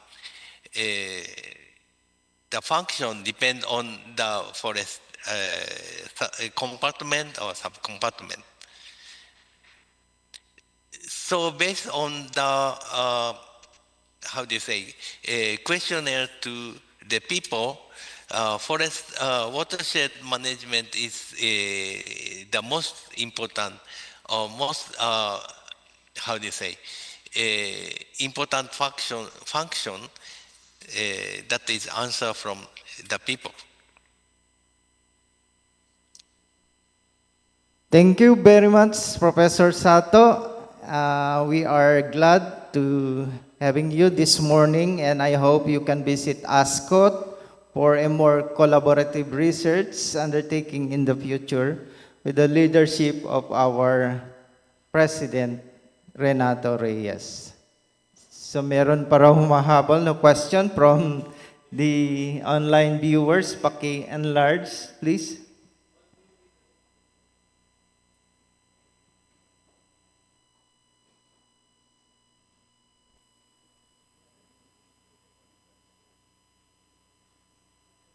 So what is the ratio between public and private forests in Japan? And what are the management strategies of the government to monitor private forests if there are? From Sir R.B. Gallego. Yeah, thank you. Uh, As I said before in the explanation, 30% is natural forest, the other one is a private forest and public owned forest. When we have management, for example, failing forest, we should make a plan and how do you say, recognize from the government, then how do you say, it is approved, we can failing a forest. So it means that when we manage a forest, it should be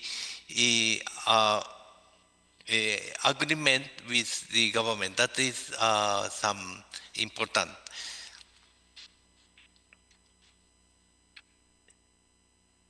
Very much, Professor, and I think that is enough for Professor. I have a question from Pampanga State Agricultural University. Yes, Ma'am Sanchez.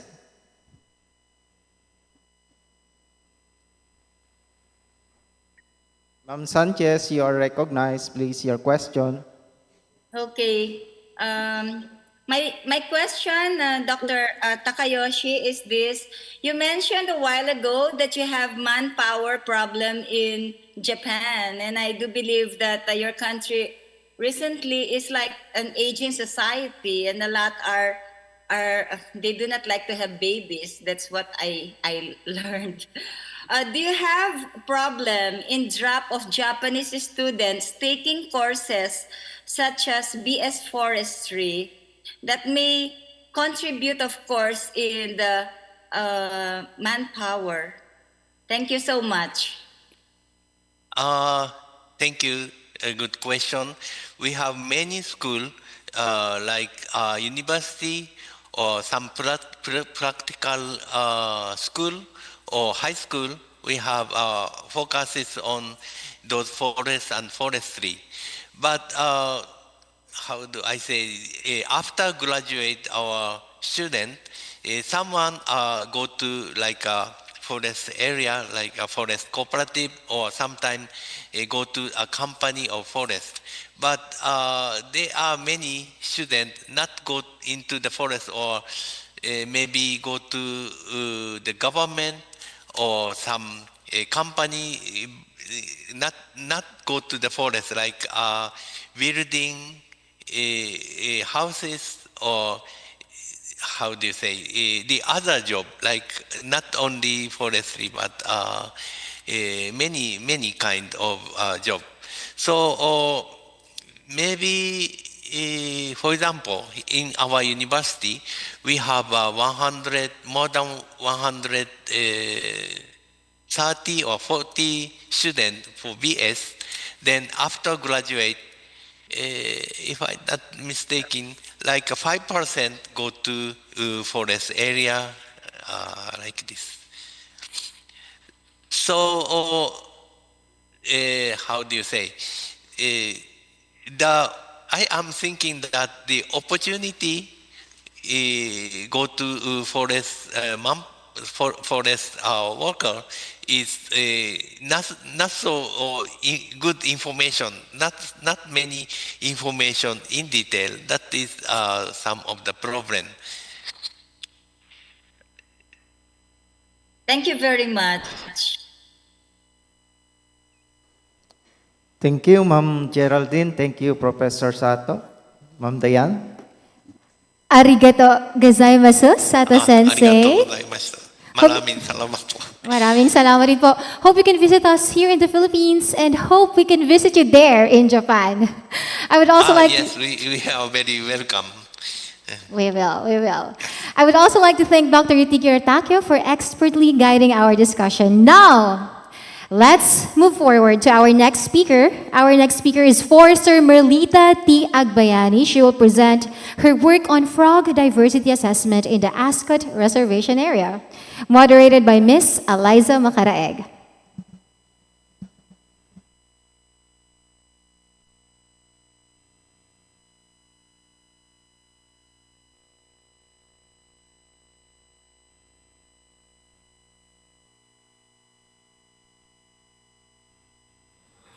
Good day, everyone. It's my pleasure to share my research study entitled Frog Diversity Assessment of the ASCOT Reservation Area in Basal Maria Aurora, Aurora Province, Philippines.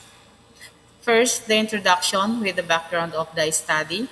Aurora State College of Technology, or the ASCOT Reservation Area, is a sub-watershed of Basal Boobo watershed with a total land area of 110.8 hectares. According to the study of Haddad and Prado 2005 and Fisitola et al. 2009, amphibians serves as important biological indicators of ecosystem health due to their dual existence in both aquatic and terrestrial environment. And some of them live their entire life cycles in close association with bodies of water near the riparian system. Their sensitivity to environmental changes and pollutants arises from their ability to absorb water and oxygen directly through their skin. In Aurora Province, data on amphibians biodiversity is still far from complete. Some researchers conducted in the province are mostly localized and some are focused on the lowlands, and only few studies have been made on forested areas like ASCOT Reservation Area. The most recent extensive study was conducted by Siller et al. 2011, which focusing on amphibians and reptiles of Aurora Province. However, ASCOT Forest Reservation was not included in their study sites. Thus, assessing the frogs' diversity in this area is deemed necessary as an additional reference for species diversity and composition. Furthermore, the study aimed to assess the diversity of frogs in the ASCOT Reservation Area and identify the frog species composition, richness, and endemicity of frogs present in the different stream bank. Most frogs live in freshwater or stream or in the river, so possibly the diversity of frog species can be seen in the area, and discovery of new species was also expected. Now let's move on to the methodology of the study. The location map of the study area, based on the study of Bldg 2004, in the ASCOT Reservation Area, the riverine system is used for frogs assessment due to its abundant forest resources, which is categorized as dipterocarp forest, dominated by three species belonging to Euphorbiaceae, Dipterocarpaceae, Lauraceae, and Miliaceae family. Assessment in the study area was conducted during wet and dry season and stratified into three stream banks and classified or divided into three sampling sites. The downstream, which is the open area or near the community, the midstream, which are planted with coconut and other fruit trees, the upper stream, which is the forested area and undisturbed forest.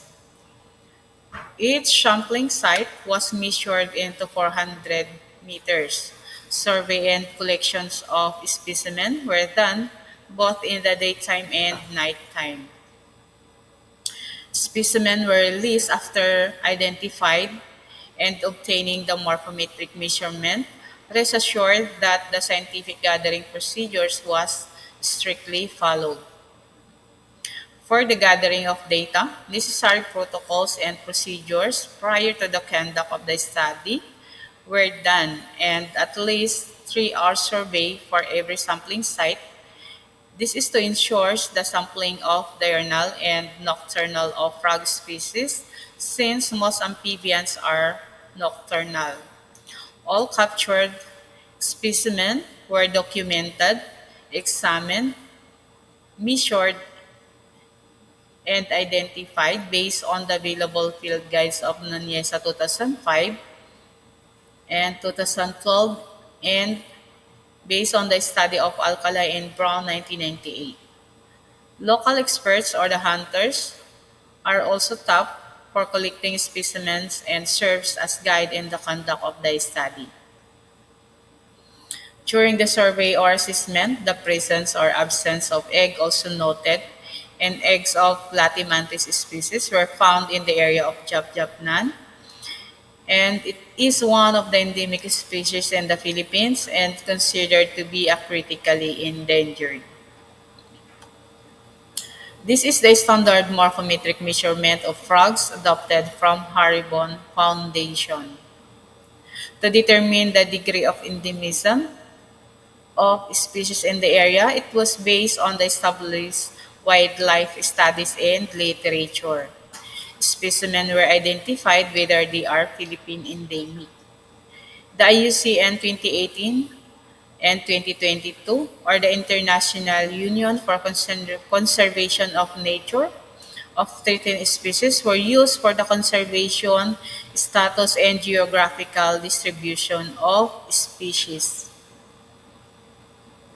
The species richness and diversity was analyzed and computed by using the formula of the Shannon-Wiener Diversity Index and the Simpson Diversity Index. Now let's proceed with the results and discussion. The first table represents the species composition of frogs in ASCOT reservation area, and there were 12 frog species belonging to 5 families was observed and recorded in the area. So the largest concentration of frogs was found in riparian habitats in middle to upper stream, which is heavily vegetated areas where large trees, shrubs, and lianas abound.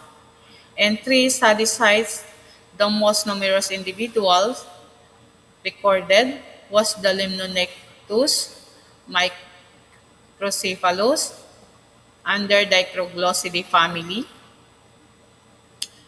This species is decreasing in number, and thus its conservation status is nearly threatened.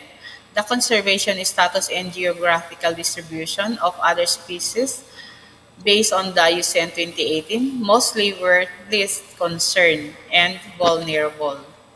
In terms of species diversity and richness of the area, as elevation increases, the number of individuals and levels of diversity increases among frogs compared to the lower and middle portion. In the downstream area, the frogs are represented by endemic and introduced species. The native and endemic species represent the upper stream habitat, and this habitat provides suitable moisture and sites for egg deposition for many frog species. According to Gomez Rojas, riparian vegetation is important in maintaining low water temperatures and also increases connectivity of different habitat types. The next table based on the study results, some species are also found in river system or downstream. However, some species under the Dicroglossidae family are found in river and plantation areas. This result can be attributed to the distance of the plantation to the nearest water sources in the area, which is vital for the survival of frog species.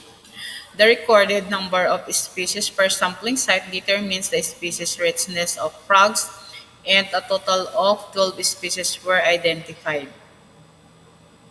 Based on the interpretation of Shannon Index, all of the sampling sites have a low diversity, according to Fernando, 1998.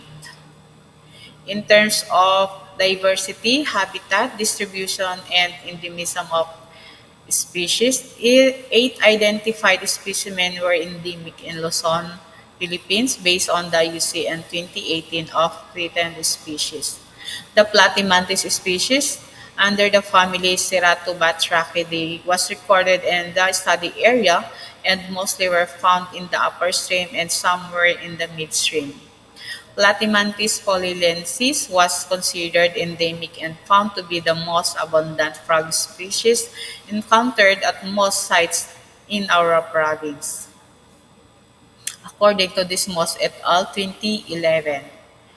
Based on the study, a relatively high level of endemism, which is 66%, was recorded in ASCOT Forest Reserve, and this level of endemism is slightly higher compared to the 50% endemism during the preliminary survey of amphibians and reptiles by Dismos 2011 in ASCOT Forest Reserve in Baler, Aurora province. Based on the results of the study, the following conclusions were drawn. There were 12 species composition belonging to 5 families in the area, dominated by Limnonectes macrocephalus of Ceratobatrachidae family. Distributed in 3 habitat gradients, the species diversity in all areas were considered low. 8 species present in the area were Luzon endemic and 3 were non-endemic. Conservation status of all species recorded were categorized as least concern. Following the study requirements of amphibians in ASCOT Forest Reservation, it is recommended that longer period of data collection which covers dry and wet season should be made to document the entire reservation area.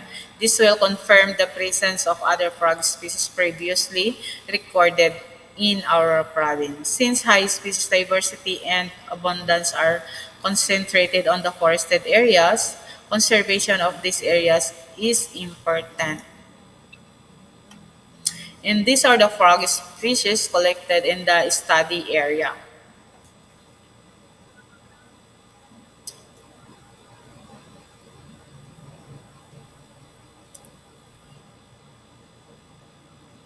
And the references used in this presentation. Thank you. Wow, thank you so much. Another perspective about frogs, because we do see a lot of frogs, but this time I do believe also that we have a lot of questions for our speaker. I would like now to call Forester Merlita Agbayani here on the podium, and to moderate with all of your questions, we have Ms. Eliza Macaraeg. Good morning. Thank you, ma'am. Hello. Okay, so thank you very much again to our very own Forester Agbayani for that very insightful presentation. So it gives us a new perspective to how we look at frogs on our very own ASCOT reservation area. So to kick things off, we have time for questions to our live and online participants. May we hear some of your questions? Do you have one question? So I guess we could start with something that I'm very curious about. So to start with the first question, can the findings from your study be actually used to inform other biodiversity conservation efforts in other regions? It's based on the study, findings of the study. So the result can be used to inform the biodiversity conservation in the area. As a baseline information on the conservation or frog conservation in the ASCOT reservation area, and also to predict the species dynamic and also the degree of destruction in the area. For example, is the habitat. because habitats are the most important for frog conservation, for their reproduction, and also habitat loss is the major threat to the frog population decline. Okay, I guess that is the answer of Forester Agbayani. Do we have another question from our online participants? Do you have one? Okay, I guess we could go for another question. So were there any unexpected species found from your assessment based on your study, Forester Agbayani? During the conduct or the survey of survey or assessment in the area, as I remembered, my advisor, Dr. R.B. Gallego, challenged me to find 3 frog in the area, or to find a 3 frog in the area, and I was lucky and happy to have found them in the area. And what is something unique to this species is that it's only the size of thumb, or barely an inch of our thumb. And during, while doing my research, I learned that this species is considered as critically endangered now. Okay, so I wish we were there to see that species, ma'am. Okay, so for our last question, I guess, to move on, what are your future plans for your study? Because it is, so we have to look into other ways in order to share your study in the Philippines. And aside from my study and of frogs in ASCOT, maybe I would like to venture to other region. Maybe focusing again on conservation, and also the learn what diseases can be, the reason, the decline of frog, or the population of frogs, not only to from human activities, but also coming from their environment or their habitat they are in right now. Okay, we have one question. Let us hear. Hello, ma'am. Good morning. I'm Justin from Central Luzon State University. Since we're talking about conservation, are there any disturbances or anthropogenic pressures that occurs in your study? And what could be the possible effect if these species could not adapt with a certain anthropogenic pressures or disturbances? Thank you po. Come again, sir? Okay, ma'am. Since we're talking about conservation po, are there any disturbances or anthropogenic pressure that occurs in your study? And what could be the possible effect of these disturbances or the anthropogenic pressures if hindi po nag-adopt yung species sa inyong study sites po? On my the study sites, maybe there are pressures.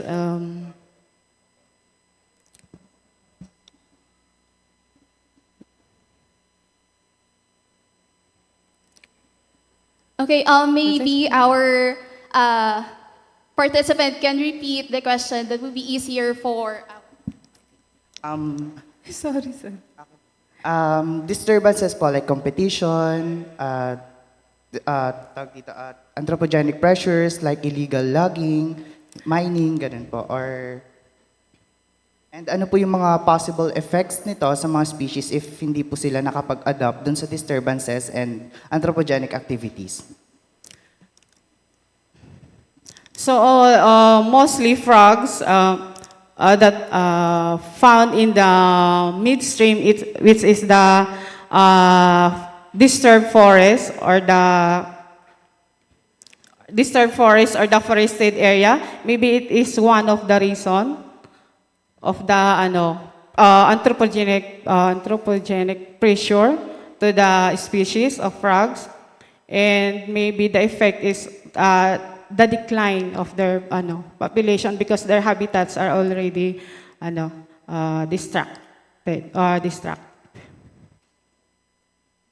Okay, so I hope that answers your question, sir.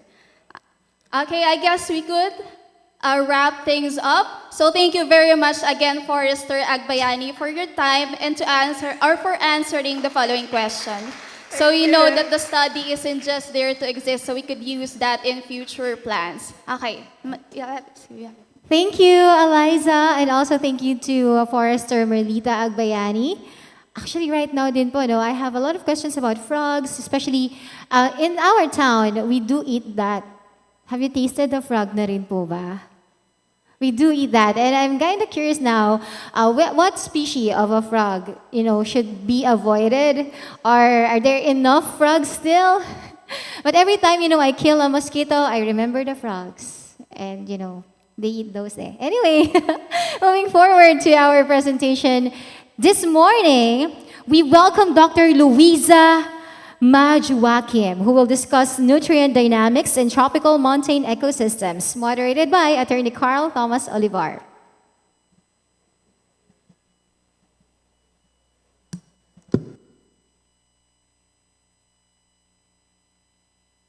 Opportunity to deliver or to share my research with everyone. I am Luisa Majokim from the Institute for Tropical Biology and Conservation from University Malaysia Sabah, Malaysia. My talk today will be about nutrient dynamics in tropical montane ecosystem, looking at the role of protein polyphenol complexes in nitrogen dynamics.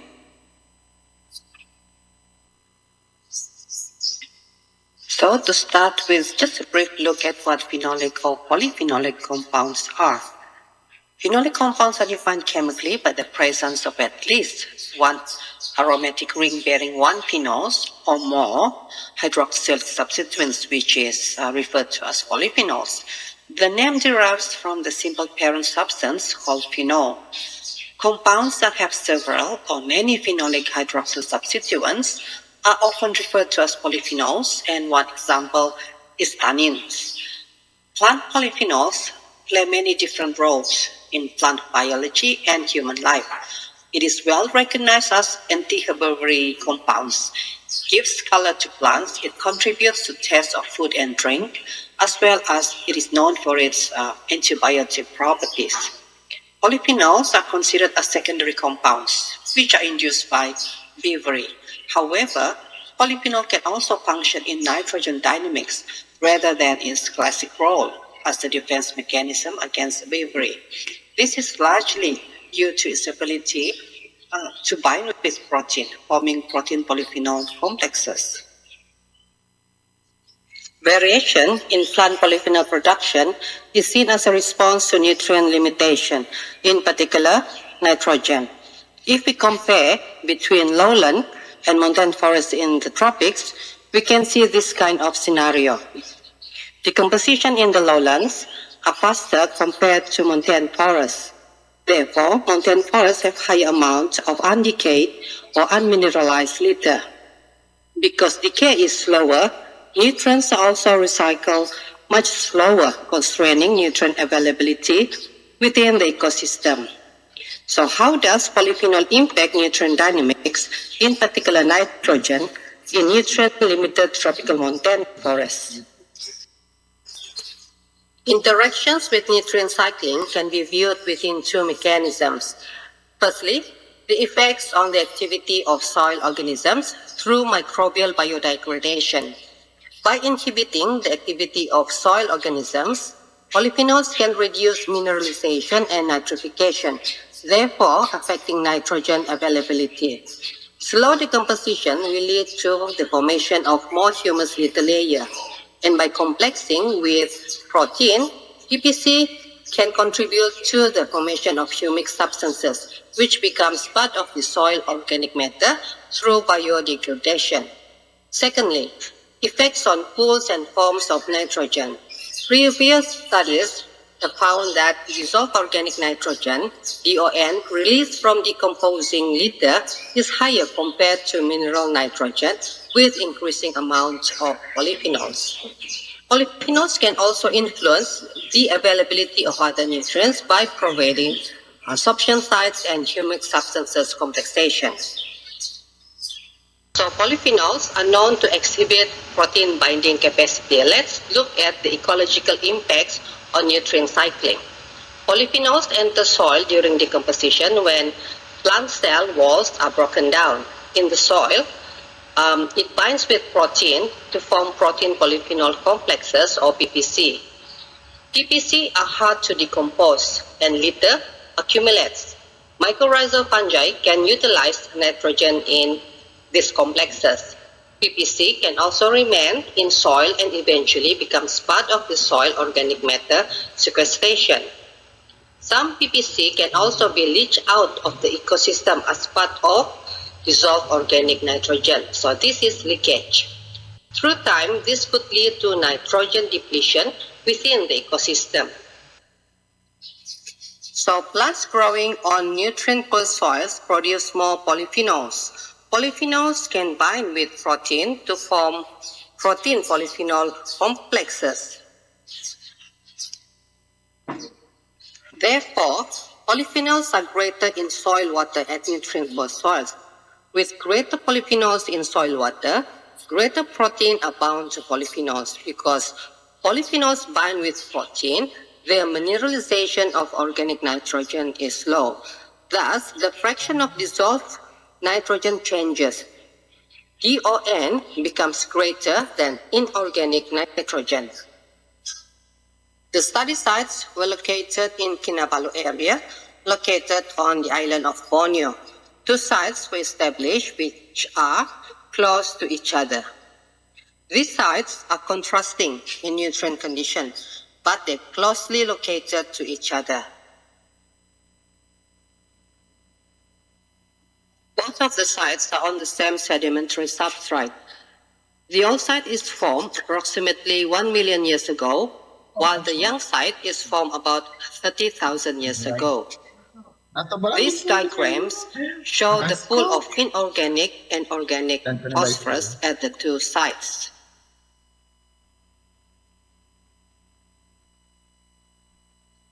This is the total P fractions. The old site has reduced inorganic phosphorus pool than the young site. And in this diagram, the black bar indicates the recalcitrant organic phosphorus fraction, and this indicates unavailable organic phosphorus. At the old site, the recalcitrant fraction is greater than the fraction of available inorganic phosphorus. So this reduced pool of phosphorus at the old site is the result of bleaching and weathering. Therefore, the two sites contrast in soil P availability as a result of substrate aging. So from here after, I will refer to the old site as phosphorus poor site and the young site as phosphorus rich site. Each forest from each site represents climax vegetation of lower montane forests located close to each other at the same altitude with similar climatic conditions. However, species composition differ between the two sites. The P per site is dominated by coniferous tree species.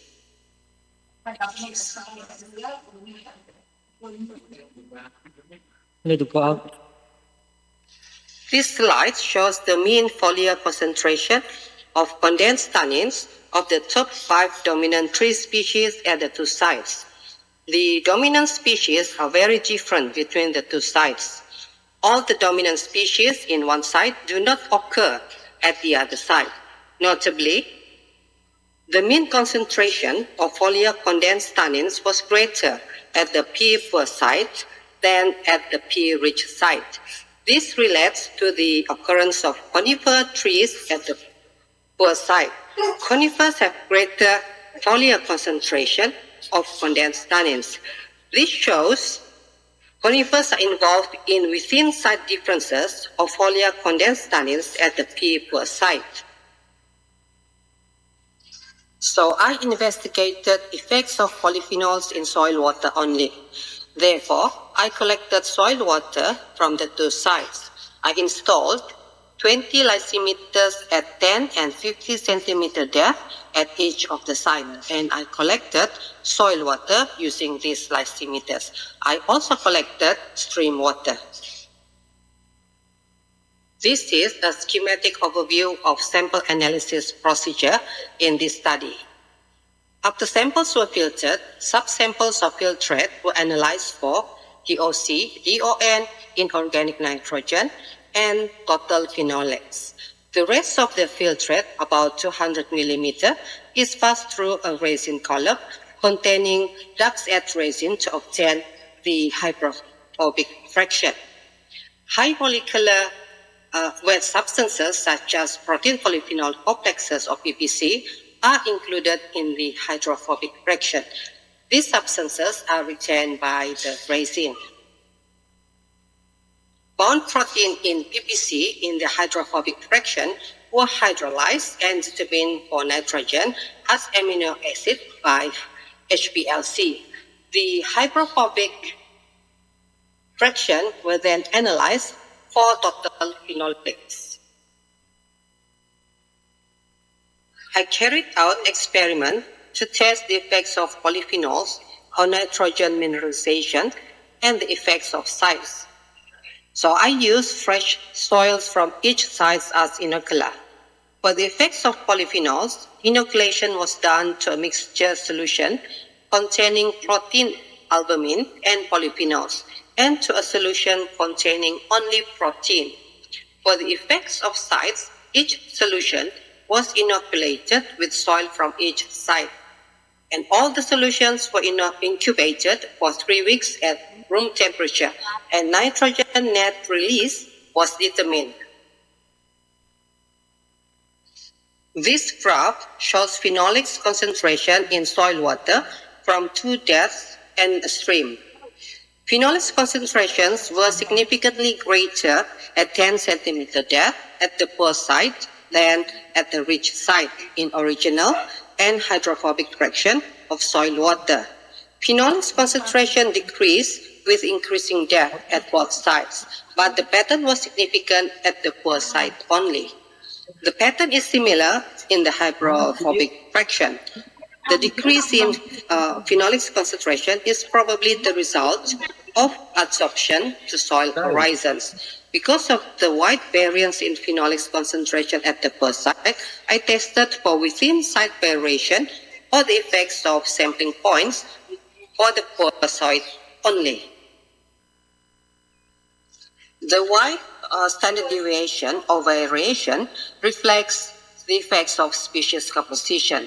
Soil water collected under conifers always have greater phenolics concentration than soil water collected under non-conifers at all sampling times. This reflects the effects of above ground litter, and this also reflects the effects of species composition. The effects of above ground litter is also reflected by the dissolved organic carbon and dissolved organic nitrogen DOC/DON ratio. I found wider DOC/DON ratio at the poor site than at the rich site.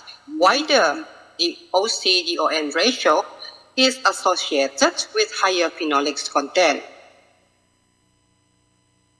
In summary, greater phenolics in soil water reflects the effects of vegetation through litter.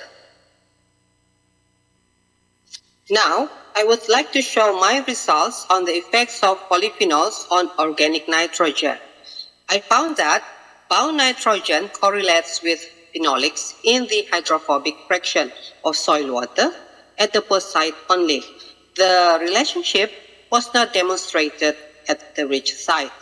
The correlation between phenolics and bound nitrogen suggests the presence of protein polyphenol complexes, or PPC. There was a significant difference in the concentration of bound nitrogen in the hydrophobic fraction at the 10 centimeter depth between the two sites. Bound nitrogen or refractory nitrogen, which is PPC, protein polyphenol complexes, is greater at the P-poor site than at the P-rich site. At the poor site, bound nitrogen significantly decreased with increasing depth. And this coincides with my earlier results on phenolics, that with increasing depth, phenolics concentration also decrease. The reduction of bound nitrogen and phenolics concentration with depth suggests that bound nitrogen as protein polyphenol complexes, or PPC, are sequestered in the soil sub-horizons, probably via adsorption to soil horizons. And in the stream, looking at the leakage of organic nitrogen, it was inconclusive whether organic nitrogen in the form of protein polyphenol complexes are being leached out of the ecosystem. So this needs further investigation.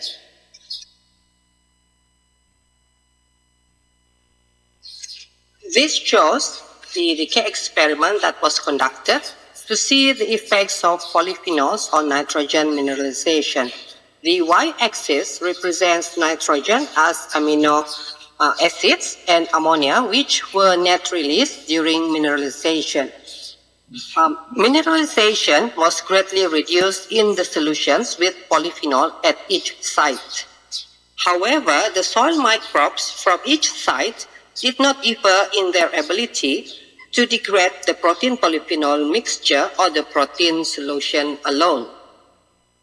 These results indicate that protein polyphenol complexes are very resistant to decay and probably are not being used by plants. This slide shows the forms of dissolved nitrogen in the soil water. The fraction of dissolved organic nitrogen, DON, was greater in soil water, where the greatest phenolics concentration occurred at the poor site. At the rich site, nitrate is dominant in soil water. This coincides with my previous results in the decay experiment, that nitrogen mineralization is much reduced with the presence of polyphenols. This slide shows the processes at the P-poor site. Conifers are adaptive to the site and produce greater foliar condensed tannins. When leaf litter are degraded, condensed tannins are released and become dissolved in soil water, thus greater polyphenols concentration in soil water. Greater polyphenols in soil water reduce nitrogen mineralization. One mechanism is by the formation of protein polyphenol complexes. Therefore, dissolved organic nitrogen is greater.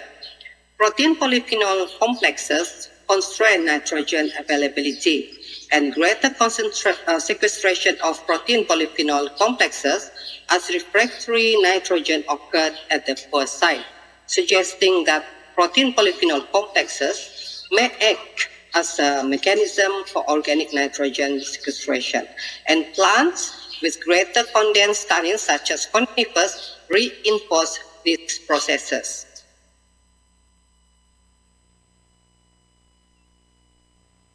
Thank you very much to our speaker number 4, Dr. Luisa Majuakim from the Institute for Tropical Biology and Conservation at University Malaysia Sabah.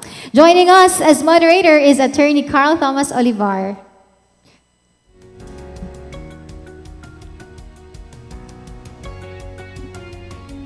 Hello, Dr. Majuakim. Good morning.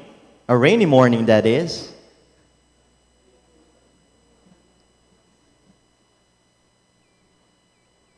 Dr. Majuakim will be joining us via Zoom, via online.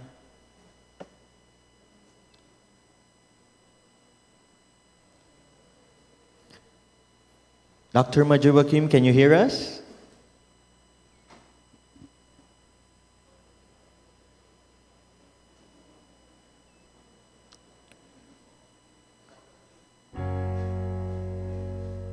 There you go.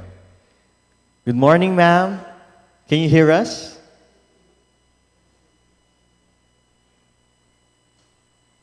Okay, I think there's an audio issue on her side. There you go. Good morning, ma'am. Morning. Yes, good morning. First of all, congratulations on your presentation on the nutrient dynamics in tropical montane ecosystems.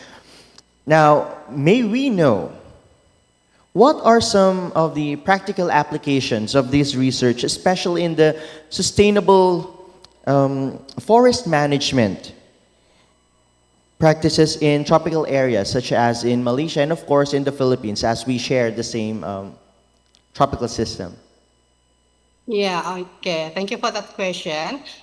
Yeah, so this research is very focused actually. So it looks into how protein or protein polyphenol complex nitrogen dynamics. So from this research, it actually highlights how protein polyphenol complexes make nitrogen in the soil less available for plant uptake because the protein is bound to polyphenols. So it has a relevance to managing forest ecosystem, especially those that are nutrient-poor soils, where it is also very low fertility because to high organic matter accumulation, whereas decomposition is also slow.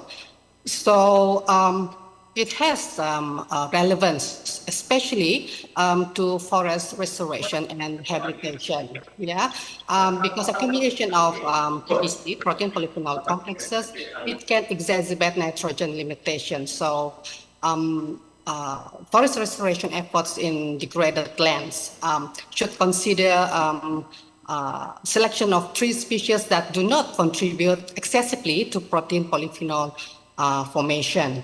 So probably looking into the kind of tree species with lower tannin content in the leaves, and also probably incorporating nitrogen fixing species so that it can enhance soil fertility and promote ecosystem recovery. Other than that, probably tree species, coniferous tree species like the Dacrydium and Dacrycarpus can contribute to higher protein polyphenol formation, influencing soil availability. So forest managers should consider how tree species composition affects long-term soil fertility, especially in tropical forests. So probably in Philippines and also in Malaysia and other tropical countries, species composition is important to know about how nitrogen dynamics occurring in this particular ecosystem and how species compositions can affect actually these feedbacks from as a result of protein polyphenol complexes. Yeah. All right, thank you very much, Dr. Majuakim. Now we'll be entertaining questions from our audience, from our live audience, or maybe from our online audience. Do you have any questions? You may type your answers in the chat box. All right, maybe I can ask another question, Dr. Majuakim. What role do human activities, such as deforestation, play in the nutrient dynamics of these ecosystems, which is a tropical montane ecosystems? Are there any? Yeah, this is generally, when there is a degradation or deforestation, when you remove the forest, so meaning you remove many of the high carbon trees as well. So what happens is that initially you will have a very,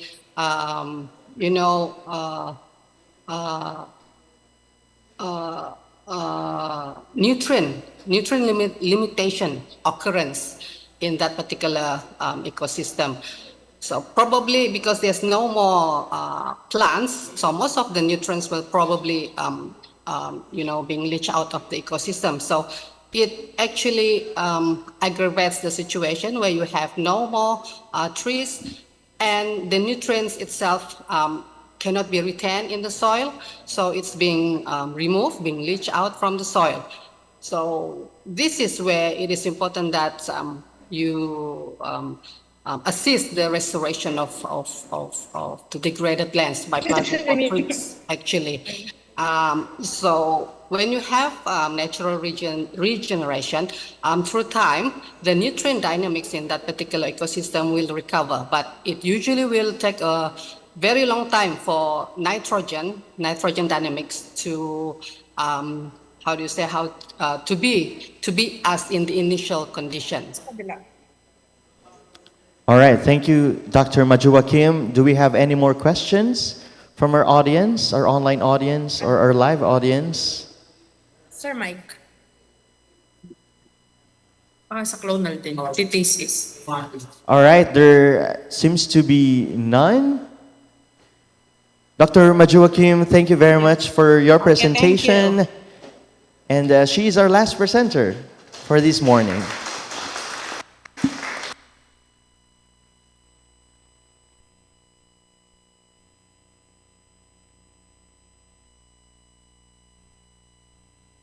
Thank you very much, Dr. Luisa Majuakim, and also to Attorney Carl. Wow, what a wildly informative presentation. A big round of applause, please. And virtual applause also to our virtual audience.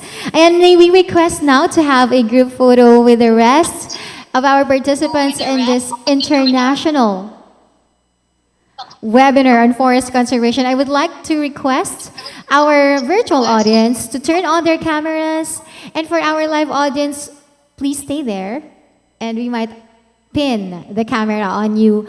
Let's capture this moment, and the next portion, because we will have the JSPS and JAAP rather talk. So let's turn on our cameras.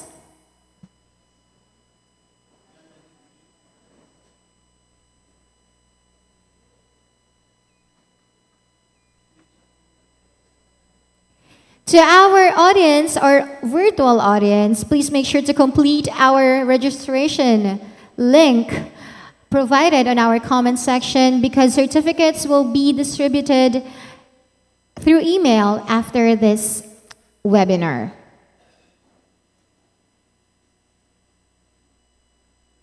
All right, let's take a group photo to document this event. May we request again our virtual participants? Yan, thank you so much. Please also shout out naman where you are all from. Maybe you have some participants outside the Philippines or anywhere in the Philippines. Comment on our section, sound on to our comment section where you are from, and maybe we can do a little shout out. All right. 1, 2, 3, say cheese. 1, 2, 3, cheese.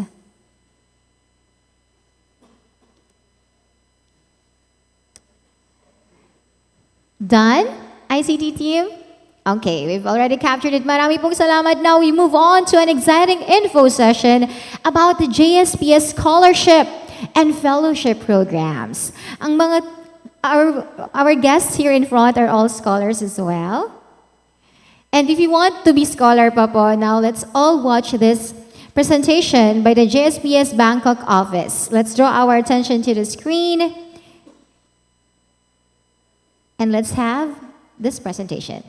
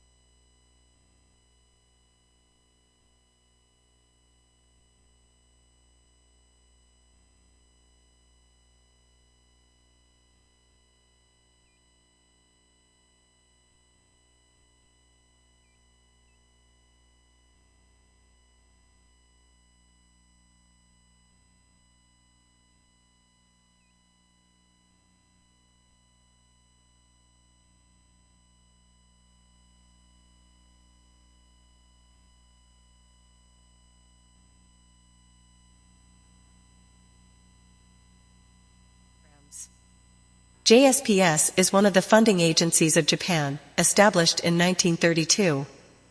Annual budget is about $2.0 billion US. We support curiosity-driven research activities. It means, in principle, we don't decide any specific theme in advance, and we leave it to each individual researcher's curiosity. We call it in other words a bottom-up approach, so we cover all fields of not only the natural sciences but also of the humanities and social sciences. To realize this policy, we invite applications through open calls, and we work hard to ensure fairness in its review process through peer review. This slide shows our international programs. Our international programs focus on mobilizing researchers and building broad and strong international collaborative networks. These programs have 5 pillars, as shown here, and today I will introduce the programs shown in red. These pie charts show the number of researchers exchanged through our international programs. In fiscal year 2019, more than 3,000 foreign researchers were invited to Japan, including 43 from Philippines, and more than 4,600 Japanese researchers were sent abroad, including 69 to Philippines, through our international programs. Unfortunately, due to COVID-19, the numbers were significantly reduced in fiscal year 2020 and 2021. But in fiscal year 2022, it has been recovering to the level approaching as before the pandemic. JSPS has been carrying out bilateral programs in the form of joint research projects and seminars based on MOU for more than 50 years. This slide shows our basic scheme for carrying out bilateral collaboration. Under this scheme, JSPS and its counterpart funding agencies jointly select projects and provide matching funds. We have 5 counterpart agencies with MOU in ASEAN. In fiscal year 2024, we founded 10 new research projects out of 93 applications. This program lasts for 1 to 3 years, so we have 31 ongoing projects in this fiscal year. JSPS offers another bilateral program without MOU, called Open Partnership Joint Projects and Seminars. In this scheme, JSPS supports researchers in Japan, and the counterpart researchers are not required, but expected to secure their own matching funds from any funding agencies. JSPS offers another bilateral program without MOU, called Open Partnership Joint Projects and Seminars. In this scheme, JSPS supports researchers in Japan, and the counterpart researchers are not required, but expected to secure their own matching funds from any funding agencies. This slide shows our international program for multilateral research collaboration, the Core-to-Core program. Application of this project requires the participation of 2 or more partner countries. It means Japan, 1 ASEAN country, and at least 1 other country. This slide shows ongoing multilateral collaboration programs between ASEAN countries and Japan in fiscal year 2024. 21 programs are now operated under this Core-to-Core program in ASEAN. This slide shows our fellowship programs for inviting foreign researchers to Japan. JSPS has a variety of invitation fellowship programs for overseas researchers, including PhD students and mid-career researchers. As you can see, despite of COVID-19 pandemic, postdoctoral fellows from Philippines are invited every year to Japan through this program. This slide shows our fellowship programs for inviting foreign researchers to Japan. JSPS has a variety of invitation fellowship programs for overseas researchers, including PhD students and mid-career researchers. As you can see, despite of COVID-19 pandemic, postdoctoral fellows from Philippines are invited every year to Japan through this program. This slide shows our fellowship programs for inviting foreign researchers to Japan. JSPS has a variety of invitation fellowship programs for overseas researchers, including PhD students and mid-career researchers. As you can see, despite of COVID-19 pandemic, postdoctoral fellows from Philippines are invited every year to Japan through this program. JSPS supports the activities of alumni associations of former fellows who have participated in JSPS fellowship programs. We offer Bridge Fellowship Program by which overseas researchers who participated in a JSPS fellowship program in Japan and joined an alumni association after returning their home country are provided opportunities to revisit Japan. We now have more than 8,000 members in 20 alumni associations. JSPS supports the activities of alumni associations of former fellows who have participated in JSPS fellowship programs. We offer Bridge Fellowship Program by which overseas researchers who participated in a JSPS fellowship program in Japan and joined an alumni association after returning their home country are provided opportunities to revisit Japan. We now have more than 8,000 members in 20 alumni associations. JSPS supports the activities of alumni associations of former fellows who have participated in JSPS fellowship programs. We offer Bridge Fellowship Program by which overseas researchers who participated in a JSPS fellowship program in Japan and joined an alumni association after returning their home country are provided opportunities to revisit Japan. We now have more than 8,000 members in 20 alumni associations.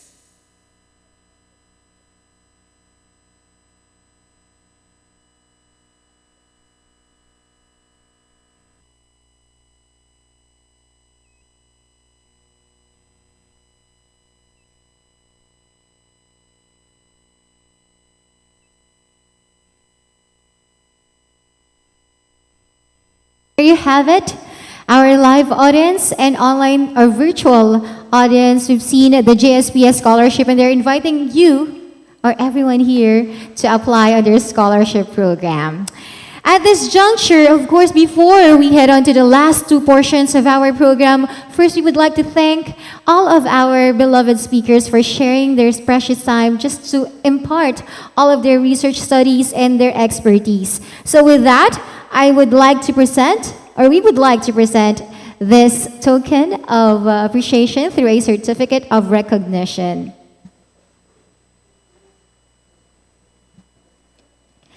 Let's take a moment to recognize the contributions of our speakers with the distribution of this certificate. Certificate of recognition is presented to Dr. Diane Shela Castillo of the Department of Environmental Sciences, Central Luzon State University, Philippines, in grateful recognition of your invaluable contribution as a resource speaker during the international webinar on forest conservation with a presentation titled Development and Characteristics of Forest Planning in Japan.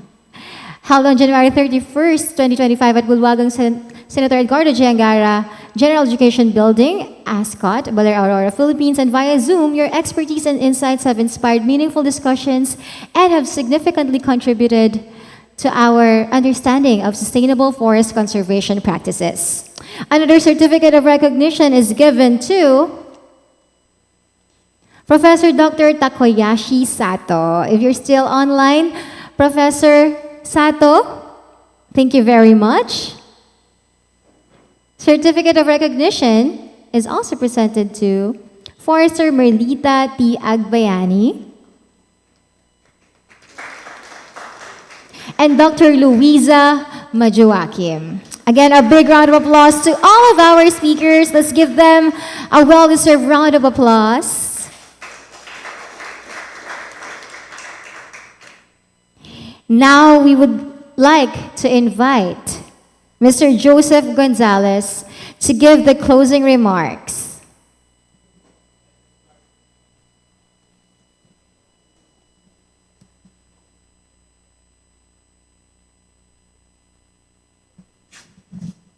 Thank you very much.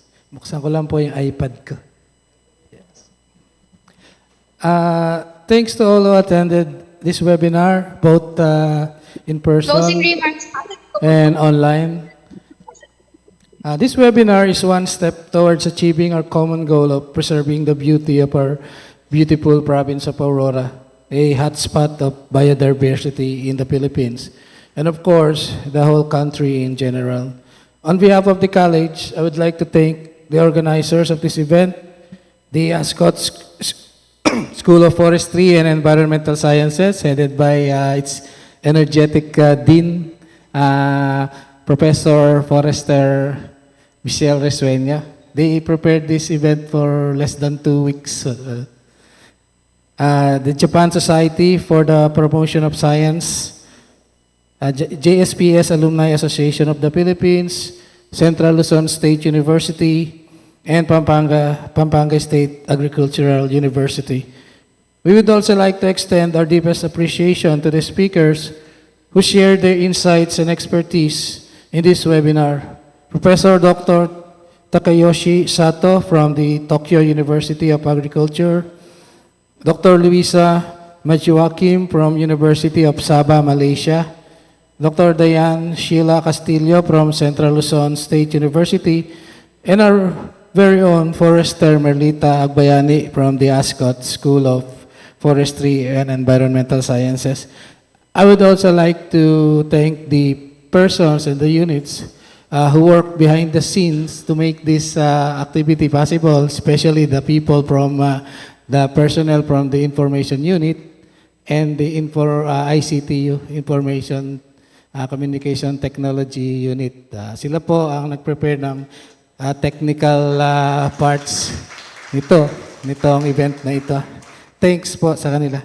Guided by the able leadership of Dr. Renato G. Reyes, who recently marked his first year as the president of ASCOT yesterday, expect more international webinars and events to be spearheaded by the different schools of the college. In fact, we will have another webinar on February 13 to be spearheaded by the School of Information Technology. These activities are conducted to realize our common vision and dream for the college, which is ASCOT to the world, in the world, and for the world. Again, thank you very much.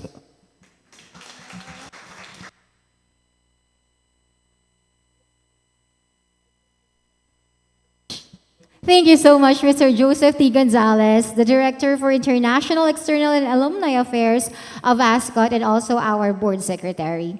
Let's hear another message, a closing message from the JSPS Alumni Association of the Philippines President, Dr. Karl Marx A. Quezon. They are one of our partners in this international webinar on forest conservation.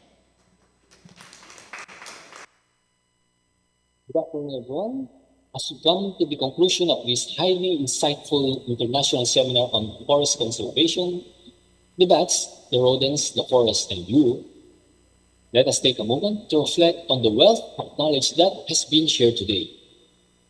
On behalf of the Aurora State College of Technology, in partnership with the Japan Society for the Promotion of Science, the JSPS Alumni Associations of the Philippines, Central Luzon State University, and Pampanga State Agricultural University, I extend our heartfelt gratitude to everyone who made this event a success.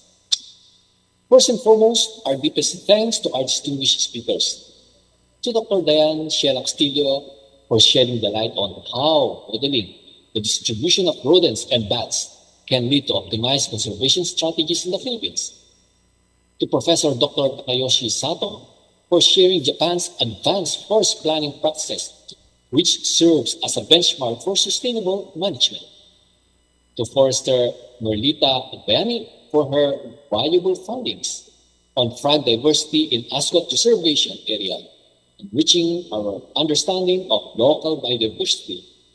And to Dr. Luisa Majuakim for her in-depth discussion on nutrient dynamics in tropical mountain ecosystem, which are critical to forest health and resilience.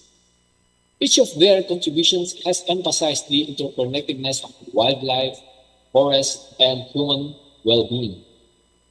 To our attendees, thank you for your active participation and engagement. Your presence here underscores shared commitment to protecting and preserving our forests, a task that requires not only scientific research but also collaborative actions across disciplines, institutions, and nations. We also acknowledge the hard work and dedication of this organizing committee, technical team, and staff from ASCOT and our partner institutions.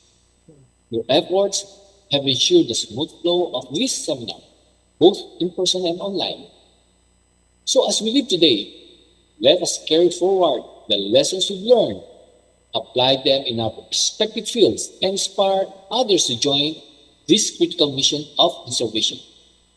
Forests are not just a resource, they are the legacy we must protect for future generations. Thank you once again, and we hope to see you in our future initiatives. Safe travel, everyone, and have a wonderful day. Mabuhay tayo lahat. All right, thank you very much, Dr. Karl Marx A. Quiazon, the President of JSPS Alumni Association of the Philippines.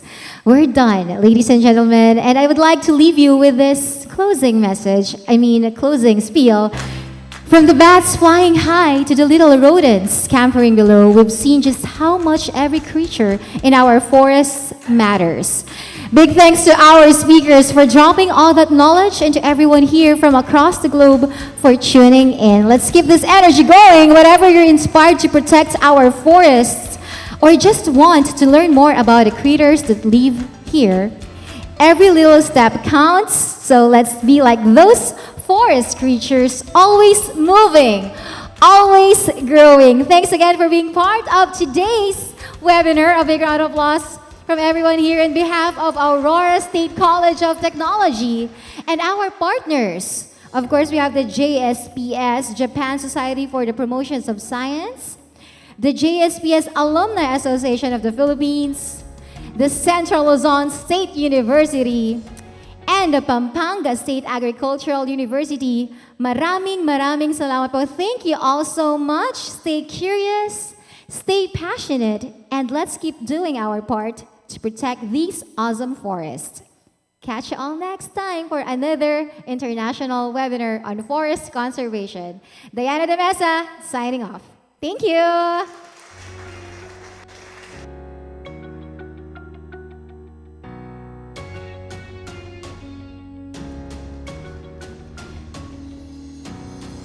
I guess we're cut na po sa ating live. Thank you all so much. Let's have a group photo po sa ating live audience. May we invite you here po in front.